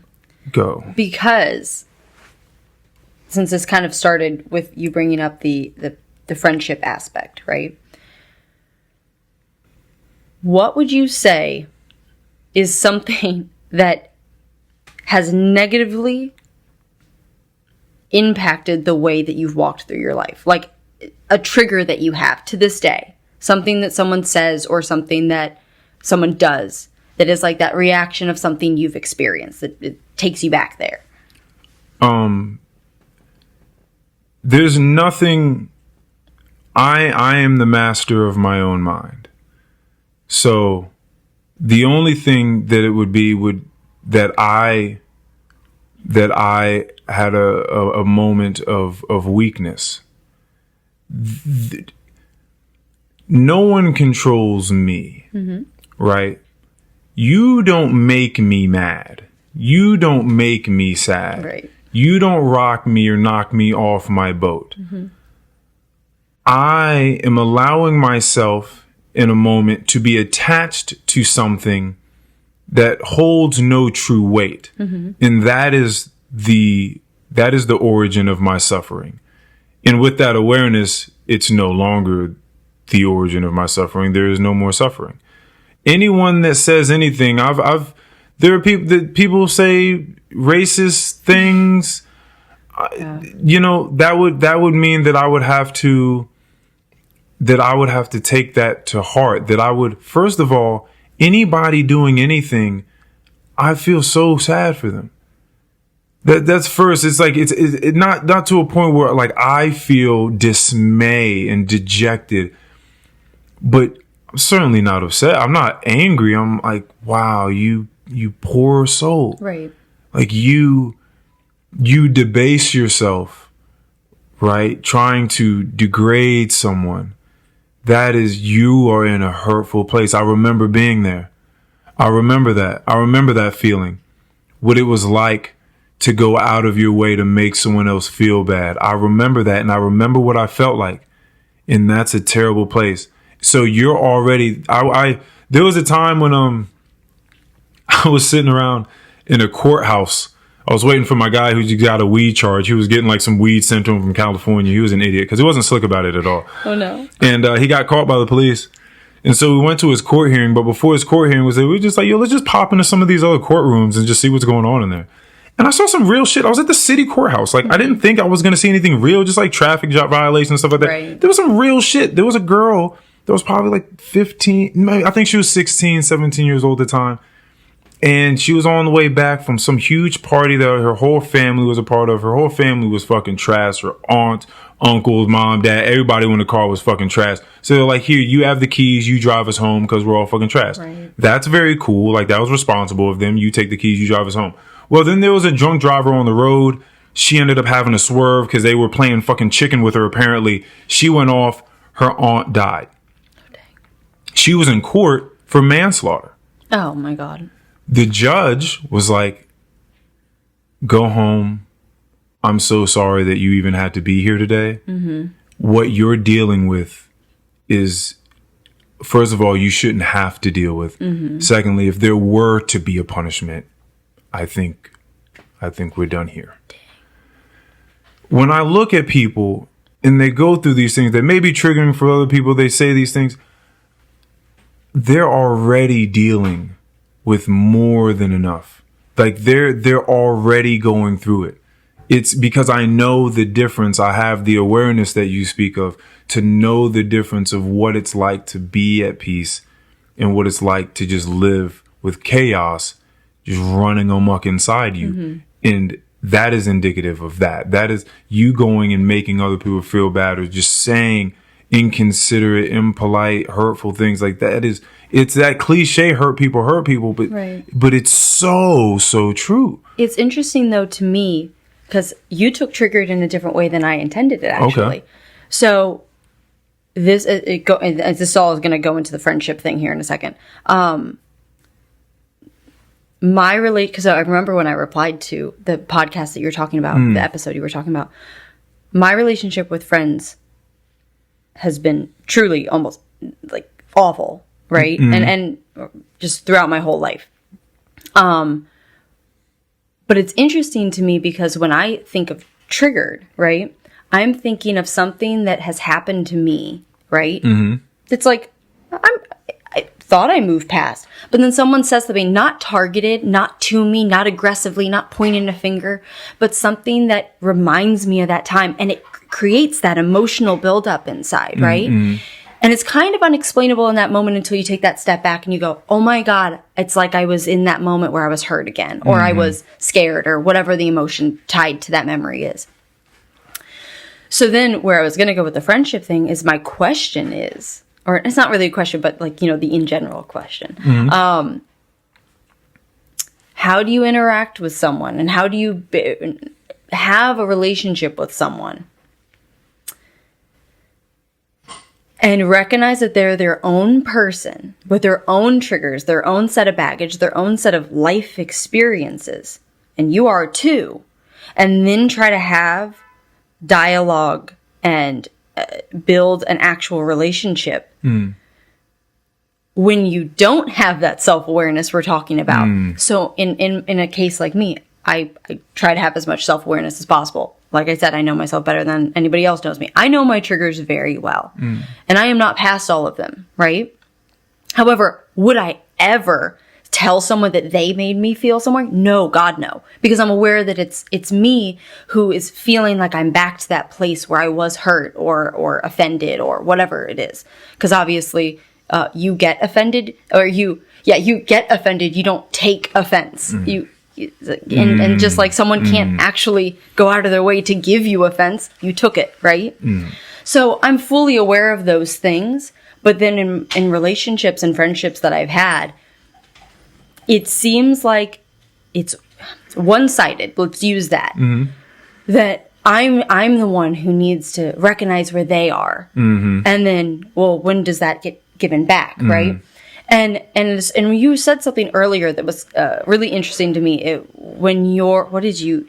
I'm doing this because it's what you were doing when you were talking about it, is your energy and what you're getting in is going out, and it's cycling, and it gives you energy, right? And it's fulfilling for you. And that struck me because I was like, there's been so many times in my life where I've been the giver, and I want to be the giver, because when I'm friends with someone, I want to be there and show up. And then at what point do you go, okay, well, I'm not really getting fulfilled back. Not that I don't love them, not that I don't want to hang out with them, not that I hate them, but that I'm not getting that energy back. But then also on the flip side, recognizing that, okay, relationships don't always have to be give and take. Sometimes, and I've experienced it before, and I would really hope that a friend wouldn't give up on me when I was at a point in my life where I was given nothing. And I have people in my life that didn't give up on me when I was giving them piss all, right? But then that question in my head is, when do you decide, or when do you come to terms with, maybe this is just over, right?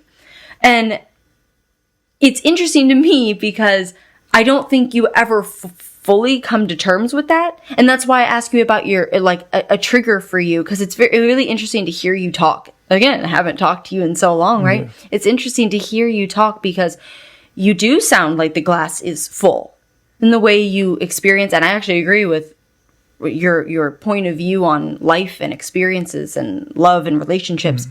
But it's also really interesting to have someone like you sit and talk to someone like me, who I can agree with you wholeheartedly, but I have triggers, right? And so to hear someone who doesn't have triggers, then I question, like, when you go into your relationships, because by the sound of it, you have many people you talk to and that you would consider friends.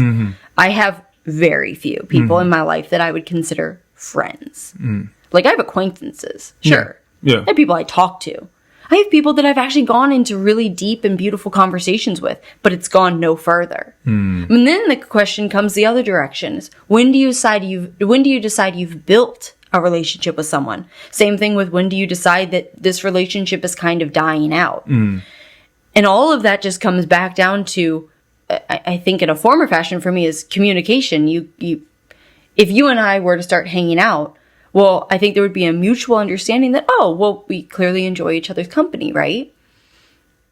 But not necessarily. You know how many times I've been in a friendship that I'm pretty sure I was just convenient? Well, that doesn't feel so good. But then on top of that, I never addressed that. I wasn't like, hey, you're making me feel like I'm being used. So I didn't address it either. So maybe that's my fault.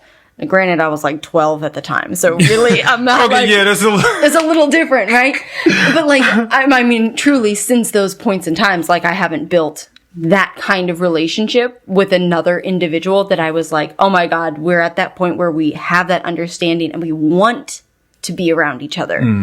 I've been in a lot of friendships where I felt like not necessarily we, needed.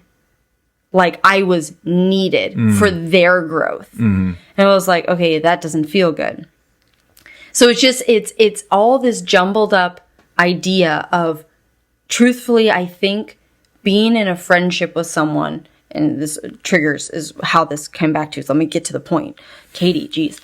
I'm enjoying when it this. comes to triggers, you have to know them. Like, if you were talking to me and you you did not accidentally, you just said something, right? It wasn't you at all. And I'm over there getting in my own head because I'm going, oh crap, I'm there again, right? That's not your fault. But if you didn't know that, that could hinder our relationship. And I wish that I I wish I potentially knew how to bring up those things in past friendships, and would it have been different? Because those are some of the things that I have triggers towards to this day. And it's probably why I don't tend to open up as much, though I'll answer any question if somebody asks me.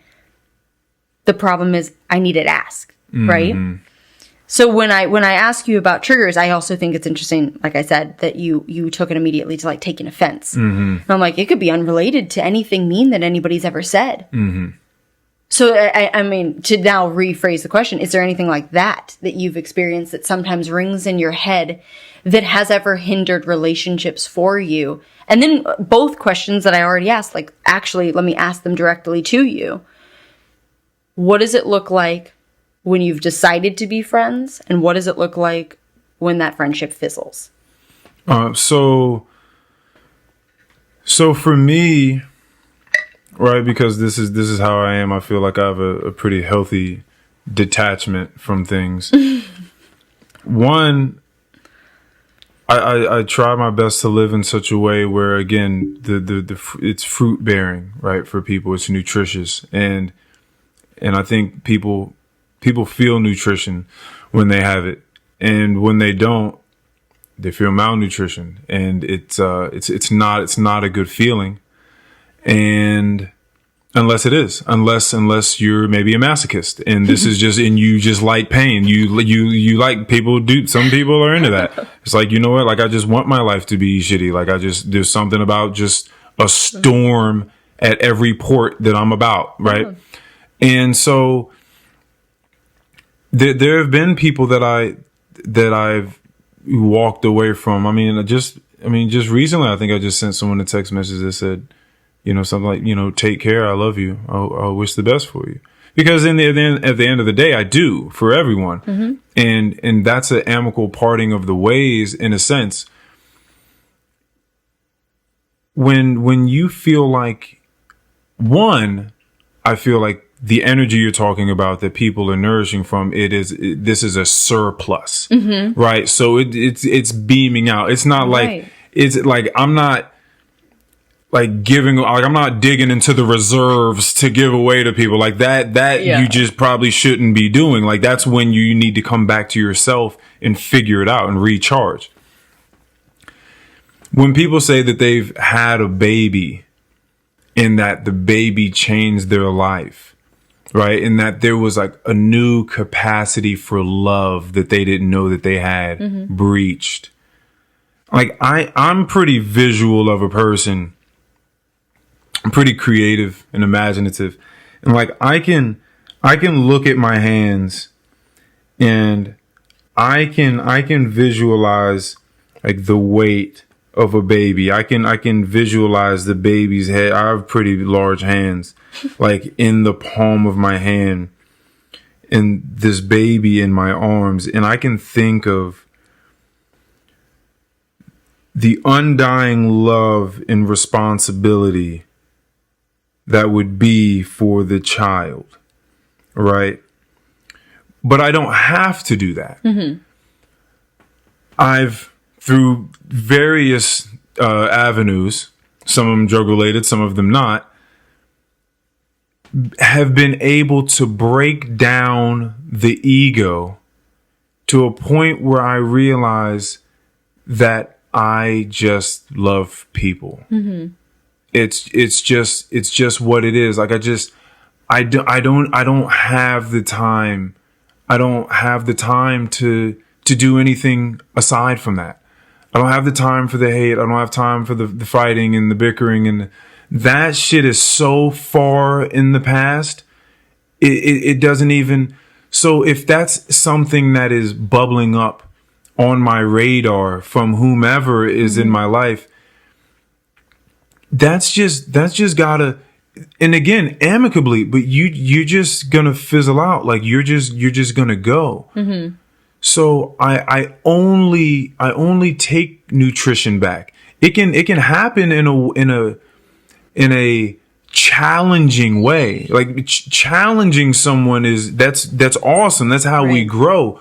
Because again, you challenging me or me challenging you, that has nothing to do with us making stark criticisms on one another's character, right? And even if it was, we could be getting that wrong, right? So someone saying something to you or you saying something to me, in me taking offense to that, or me even just being triggered by a word that you use that, again, doesn't have anything to do with them trying to be offensive to you. It's just something that you dealt with.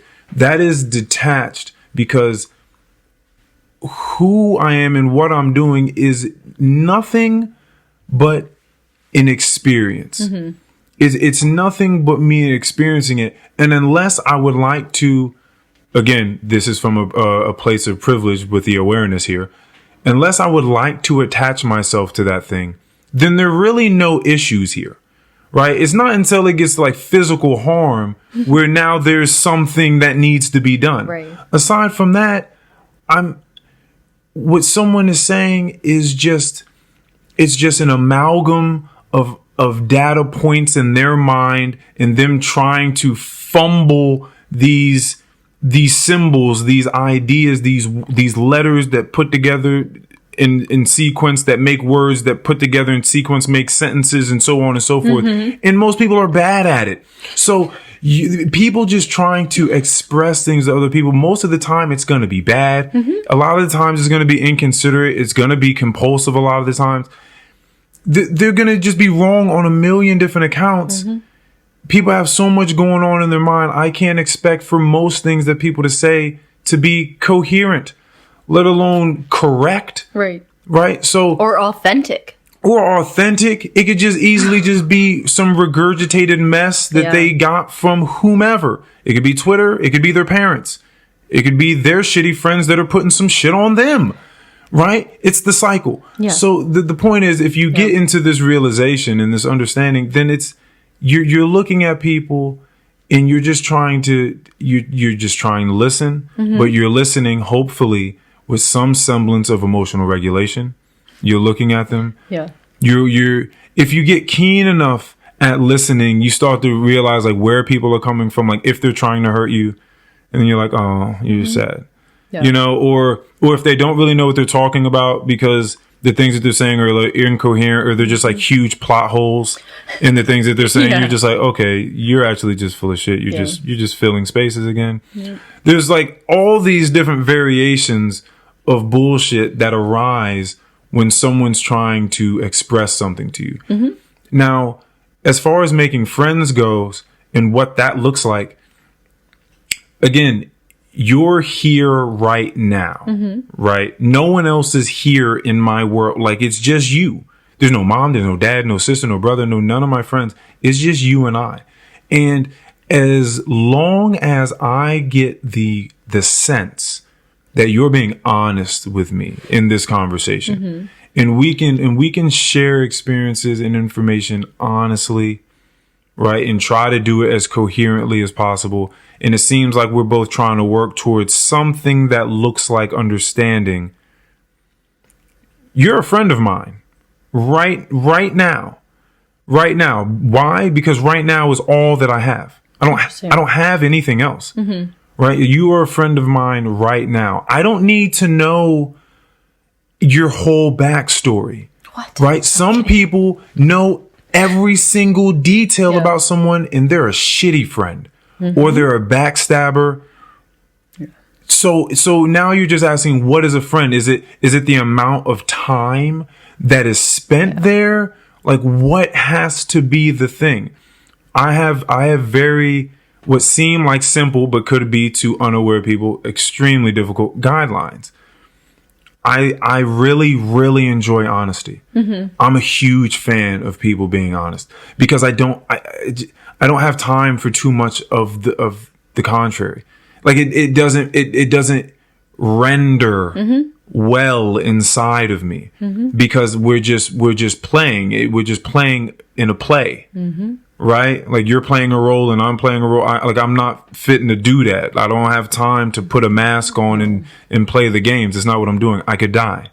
So I don't have time for that. Right. So honesty is huge. Past that,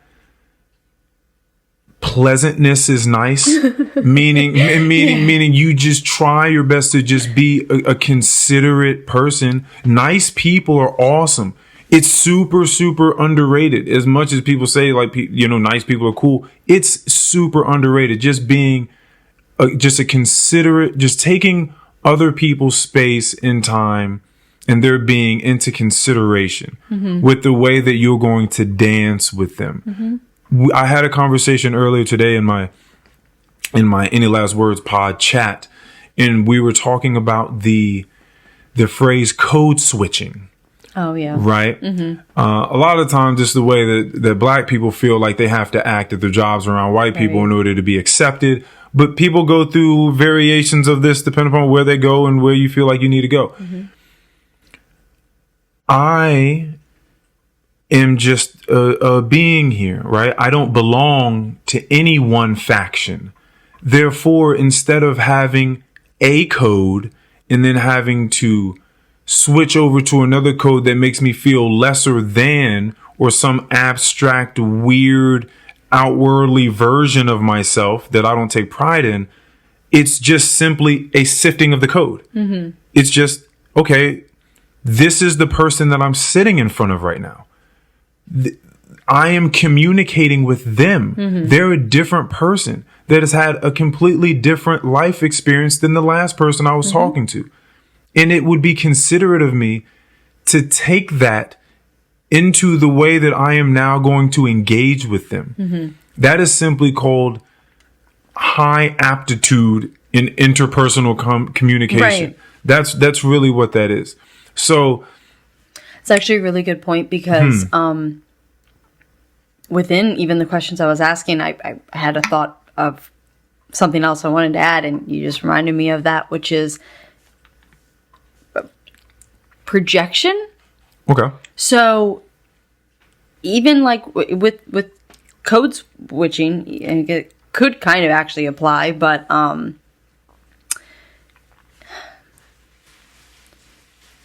going back to friendship for a second, if two people,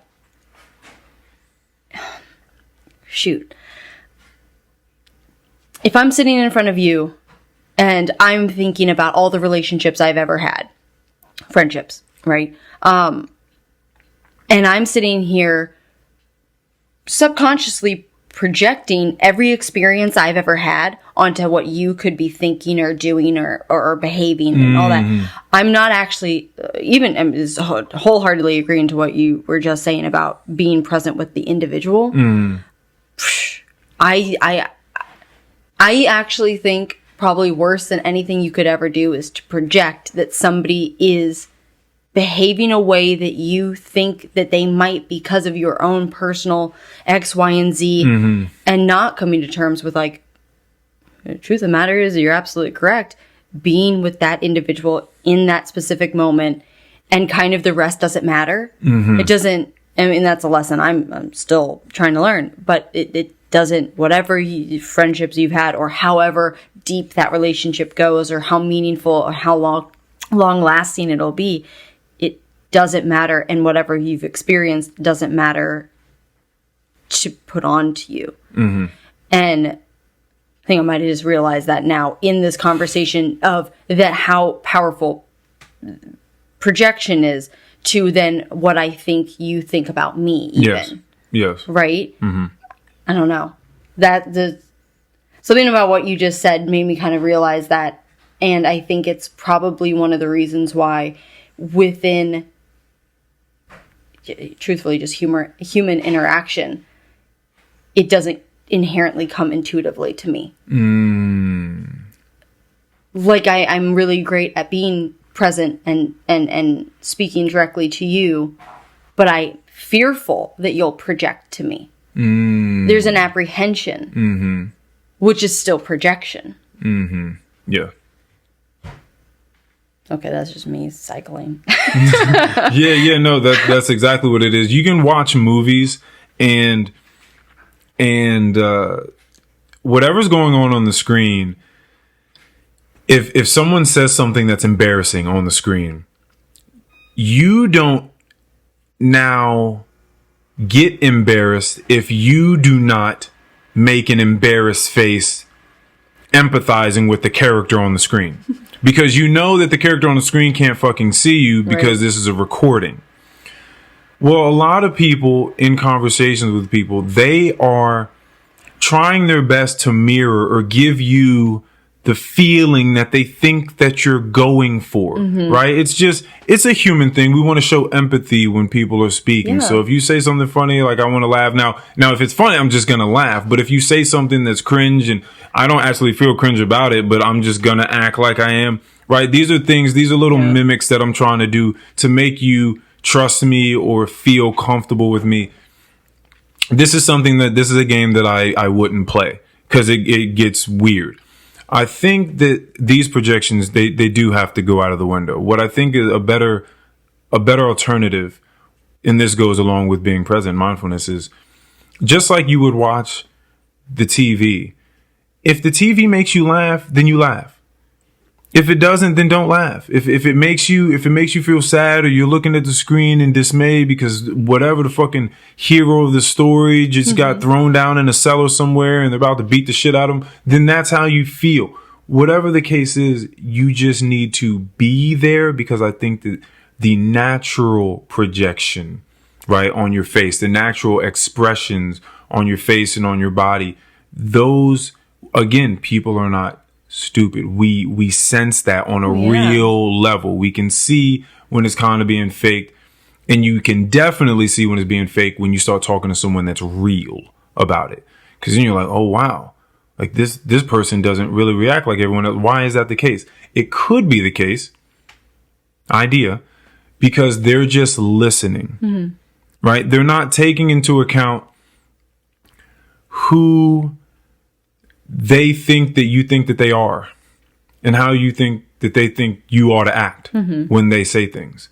You're just listening to the data. But again, this is you not putting what they're saying on them. Because when you say things to me, I'm not attaching those words to you. Like, this is now Katie. It's not true. It's just an idea that you expressed with the language that you know. It's not you. So I'm not going to feel these things in conjunction with these words that are now pasted on you. Because I'm not looking at you that way. I'm not looking at you through your words necessarily. Right? Like it's a large mixture, combination of things that you're giving me. It's the words you're using throughout the entire scope of time that we're going to be sharing together, with all of your body language and all of the feeling that is going to now be espoused as well. So it's an amalgam, and it's an extremely intricate one, but I think that's how intelligent we are. It's so intricate, but we still read it on such a quick level. And so that's what's going on there. There's no projection as far as who I think you are and how I think you ought to act and how I think I ought to act in correlation with that. I'm simply responding on a moment to moment basis with the being that's in front of me. That's it that's going on. It's funny because we'll like listen to this episode back, and it just goes like up and down and around and around. Like, you will forget about a lot of the things that were spoken about, because we're here in the moment, having them in every moment requires our attention in order to be able to serve that moment justice, as well as go on to the next moment and serve that moment justice. So it's extremely intricate and beautiful work, but I love it. I love it so much.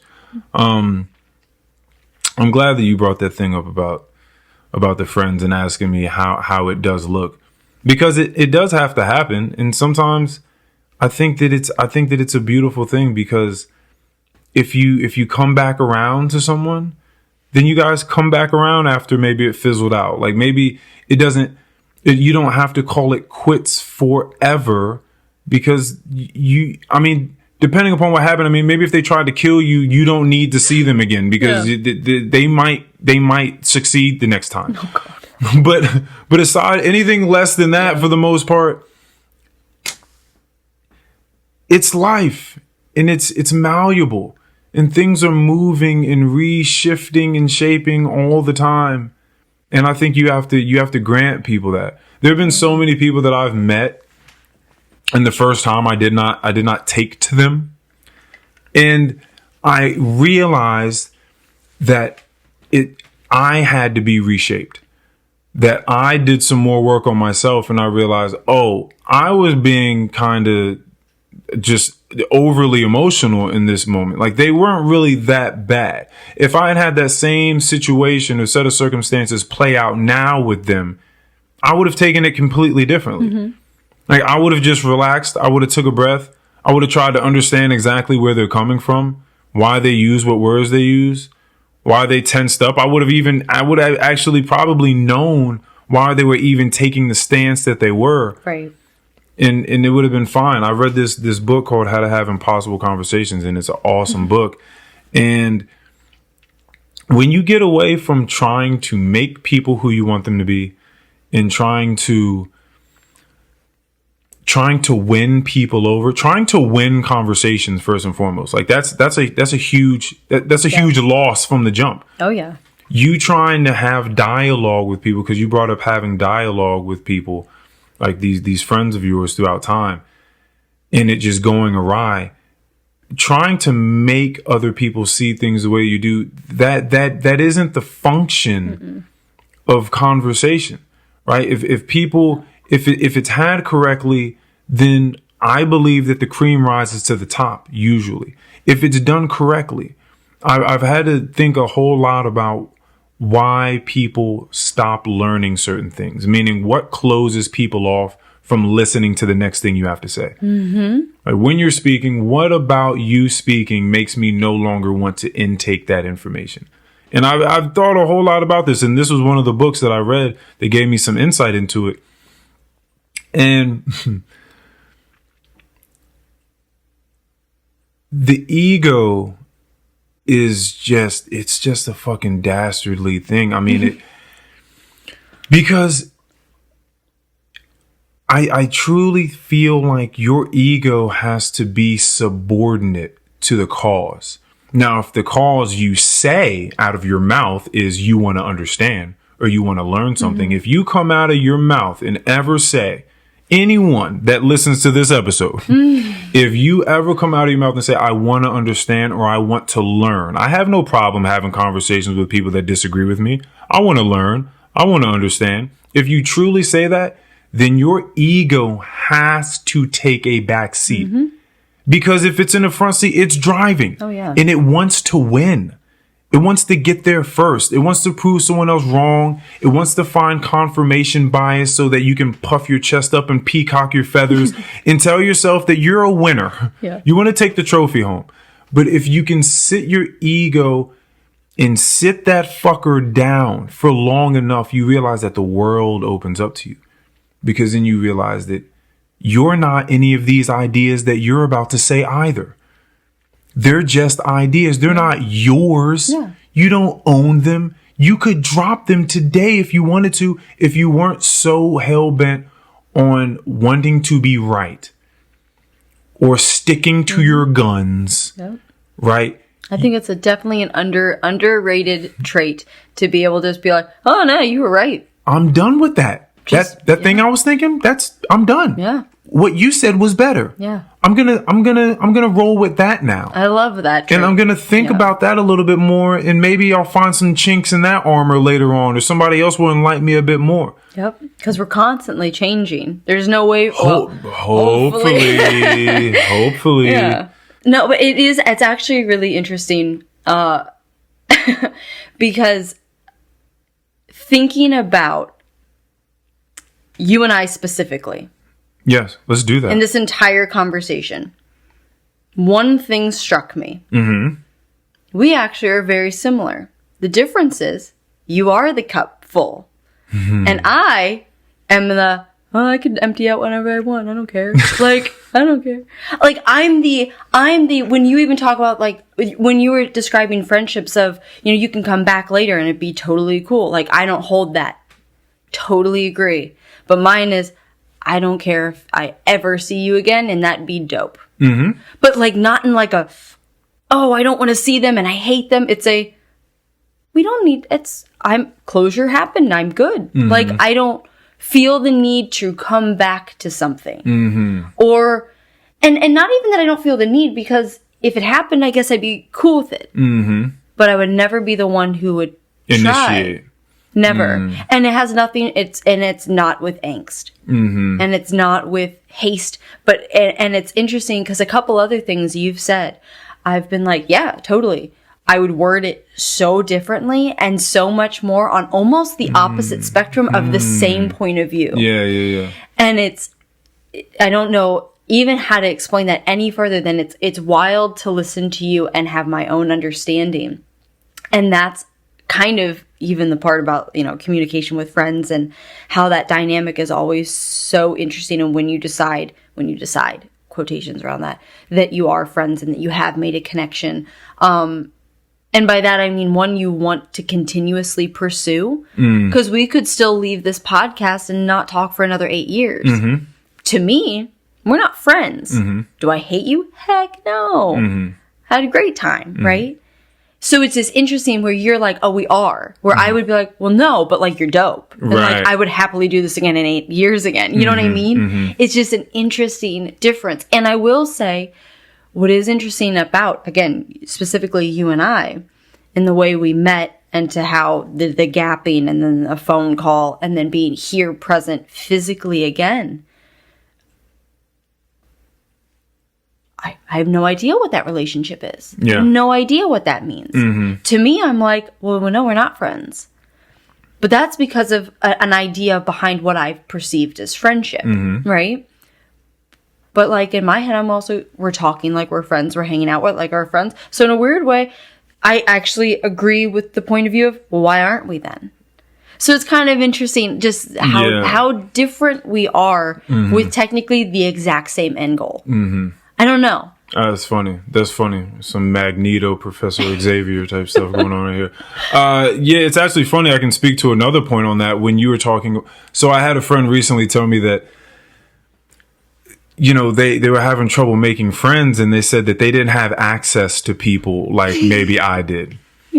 And I thought, okay, this is one of those things, because I do this very well, especially, with close ones. If they're really willing to have these sorts of conversations, I like to break mental shackles. Mm-hmm. And I say, you just told me that you don't have access to people like I do. Okay, there could be a truth and a fallacy in that. The fallacy would be, clearly to me, when people say that, I don't know what the fuck they're talking about.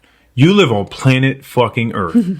Like in most people I know, there are tons of people around everywhere. What you're meaning to say is something very akin to what you were saying, which is you're not going out of your way, not only for the people that you had a relationship that fizzled out, you're not coming back around, but even just to new people. Like it doesn't mean anything to you to just walk up and try to start something with someone. You're completely fine doing the opposite of that, which is just seeing everyone in the world and going home and being with your chocolate lab. To my dog. Bella. Now, it's so funny that you're saying what you're saying about us, because I could also just go home and be in my golden solitude.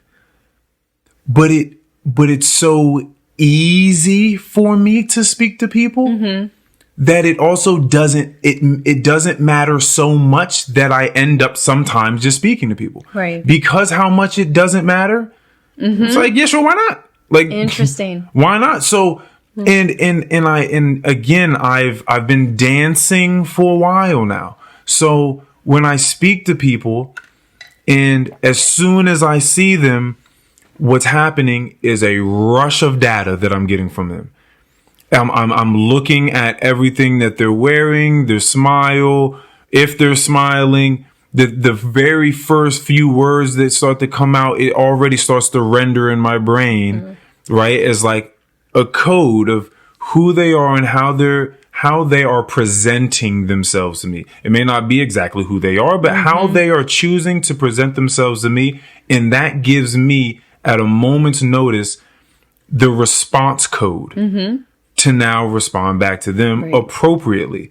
And I just happen to have been dancing long enough to know the 1-2 step. Yeah. So as soon as you start talking, as soon as I engage with someone, we're off to the races. Like we're talking, and that sort of engagement, like the yoga, like the diet, like the exercise, like the meditation, like the sleep, like this podcast is now just another thread in that spherical life force of mine, right? That just beams outwardly and fulfills me and nurtures me, which again nurtures those around me. So it's just another one of those bits.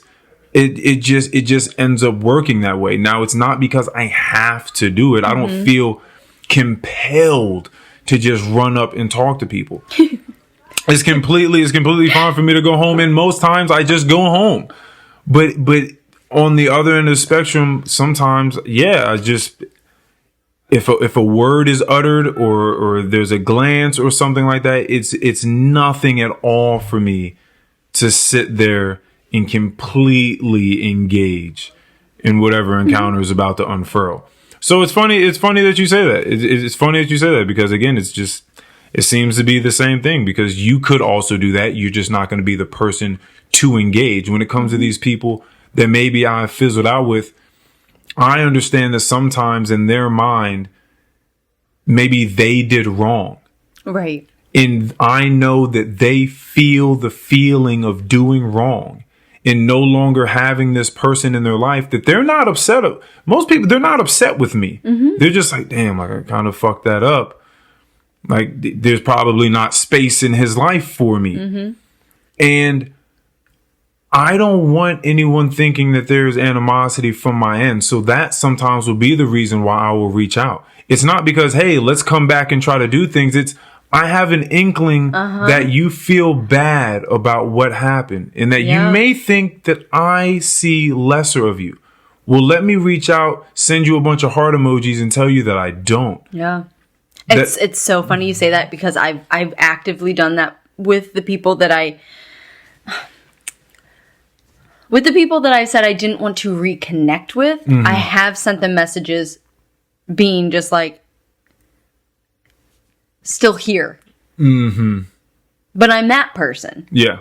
And that could be a crutch of mine, that like,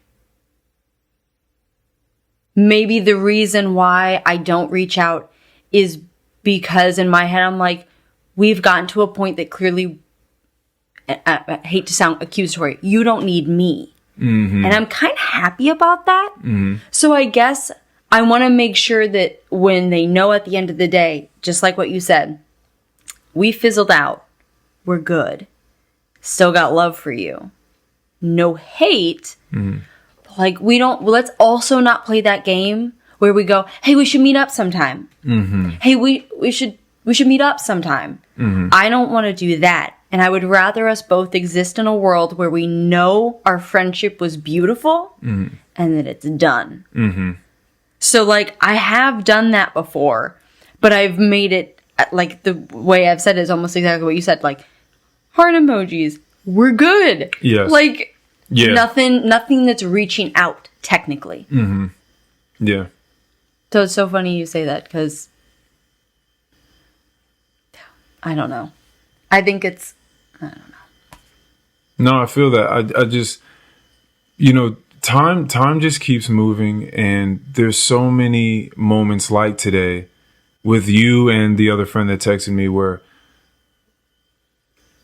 I would have just, I feel gratitude when certain people reach out. It's not even certain people, like these people are like specific. It's just when people reach out, because I just know that there's a lot of shittiness in the world.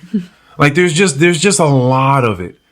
And it does bring me some sort of solace to know that I'm not contributing to a lot of that. Like it really does. My friend Mike and I, we were talking about like who we aspire to be, like who our heroes are, and that they're just the future us. Like if we thought about who the future us, like if we had a conversation with him and what he would be telling us like what he would be saying to us. And I've a pretty decent idea of some of it, which is pay attention right now. Like my life, it relies on you paying attention right now, but not right now, just like right now, right now, all the time.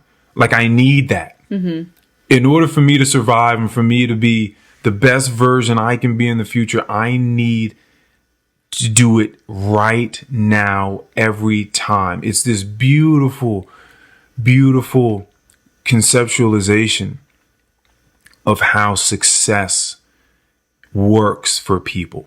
And it's that people are constantly maybe looking in the past, and they're not looking in the past with hopes of finding gems and answers for the present. They're just looking in the past like, oh man, like that really fucking sucked. I really shouldn't have did that. I shouldn't have said that thing to that person that one time. Like, why did I do that? That was so stupid of me. I put my foot in my mouth, whatever the case is. Or they're looking in the future and like, I want this and I want that.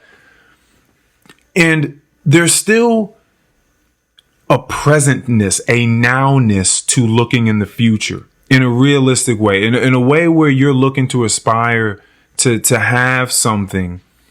There needs to be a nowness about it. That means you don't just get lost fantasizing about the future. It means, are you putting something in action to make this thing that you're thinking about come true? Right? And even if that's the case, the best thing that I could possibly do for that future in any given moment is happening right now. That's the only thing I can do. The best thing I can do is make sure that whatever I'm doing at every moment of the day is the best way I can do it. Now, you don't have to adhere to that. That's up to you. The way I choose to live is I try to do every single thing with as much heart and as much intention as I possibly can. Because at that point, everything that you're touching is done with deliberateness, definitiveness. Every single time you touch, you say something, you're with a friend, you're talking to them, the energy and the attention that you're giving them, at your job, you're putting the work into your job, whether the job is what fulfills you or not. You should be so attentive about everything that you're doing, and that thing can now come to life to you, and that thing can matter in that moment, and then the next thing can matter in that moment, and the next thing, and the next thing, and the next thing. And before you know it, you're no longer just looking at your job as just like this thing that you go do. It's all these small little moments, all these small little tweaks that you're making, but you're making them with zeal in circumspection that really matters to you, right? It's brick by brick, step by step. That's how you get places. That's how you build things. And I think that once you touch everything like that, things start to turn to gold. People start to see you differently, and people start to see you differently. Doors start to open that would have been closed to you forever. And again, options that would have never occurred to you before slowly start to occur to you, because that's what happens when you care for things. When you care for things, if you've ever cared for a child, a pet, a plant, you have to care for them. You have to give care and tenderness and attention for things to grow in a way that you would like for them to grow in a healthy way. If not, you neglect them, you see what happens to those three things I just named. It's not a pretty sight, right? So the more things that you put your attention and your care to, you're going to just start to see all boats rise on the same tide. Like everything in your life starts to get better. And, you know, I've said it before. If you would have tried to explain to me what my life would be like right now, years ago, not only would I not have believed you, but I don't even think that I would have been able to understand what you were even talking about. Like, I don't even think that it would have been a thing, because it seems like magic. Like unlocking your mind and becoming a master of your own mind, and then having a surplus of energy and love that is bountiful to the point where it is just now like a fountain in just from you being you. You don't have to go out of your way. People around you reap benefit from it. That is prosperity. That is prosperity. And if you do that for long enough and you find ways like the video game long enough to sustain something like that, then I think it only gets better and better. And then it further reinforces what it is you're doing. It proves to you throughout time that this is worth your time. And so you give more time and you pour more energy into that thing. And then it's snowballing out of control. And before you know it, your life has gotten better in a way that you didn't, it's a dream. You didn't think it was possible. Sometimes it doesn't even make sense because you're fulfilled in your dreams when you're sleeping. And then you wake up and you're there and you're ready. And then every step of your day is like that. It's like you're fucking just stepping around and there's just grass and flowers growing on the pathway that you walk. It can be like that. That is an option. It's available. Like it's well within the list of the database of human experience. It is available. Does it seem like it's a fucking fantastical Disney tale? 1000%. As I say this, it sounds ridiculous. Of course. Does everyone have the awareness at this moment to make that happen? Fuck no. Are most people going to do this? Fuck no. But it's well within the database of possible human experience, and it's something that you can aspire to be. It's something that can inspire you. I think that's why they say to reach for the stars so you land on a cloud. Right. That you will always fall short of the grace of God, if that is your thing. But that if you're not aiming high enough, right? We need to get you some. Yeah, we need stomach to. Yeah, literally just growled so loud. I'm so sorry. You hear that? Thing was like, wow. That was literally my stomach growling. You got a mountain lion in there.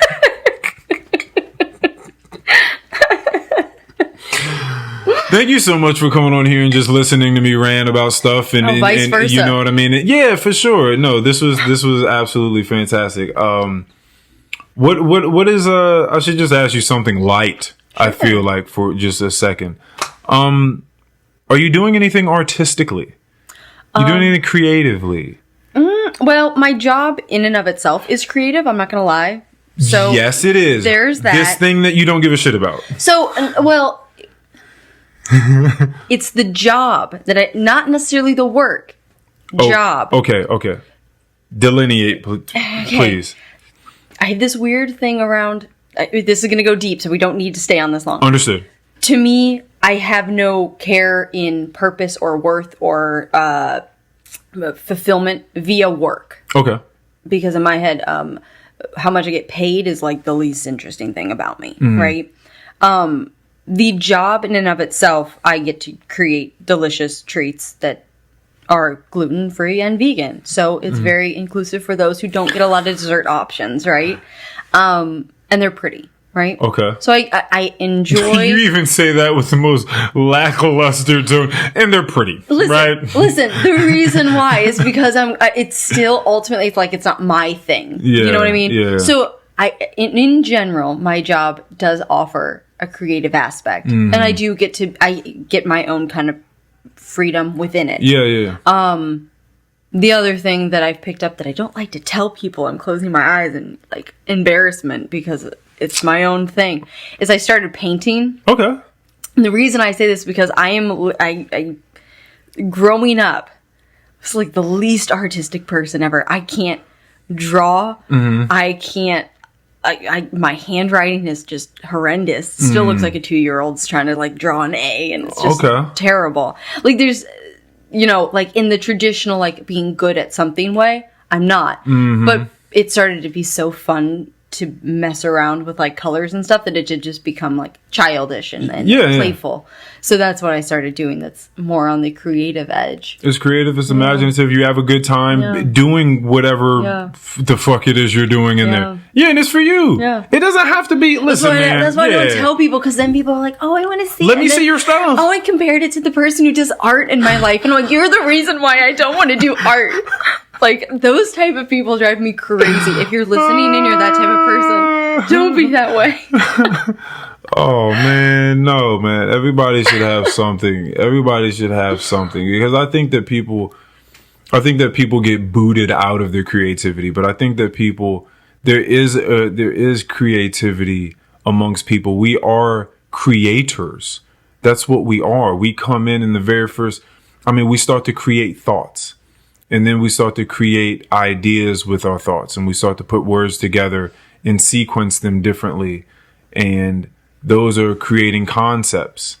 And then maybe you express yourself in other ways, and it could be through dance, or it could be through painting, or playing the violin, or whatever it is. Or maybe you're a playwright, or maybe you just speak on a podcast, or whatever it is that you do. But inherently so, you are a creator just from being a human.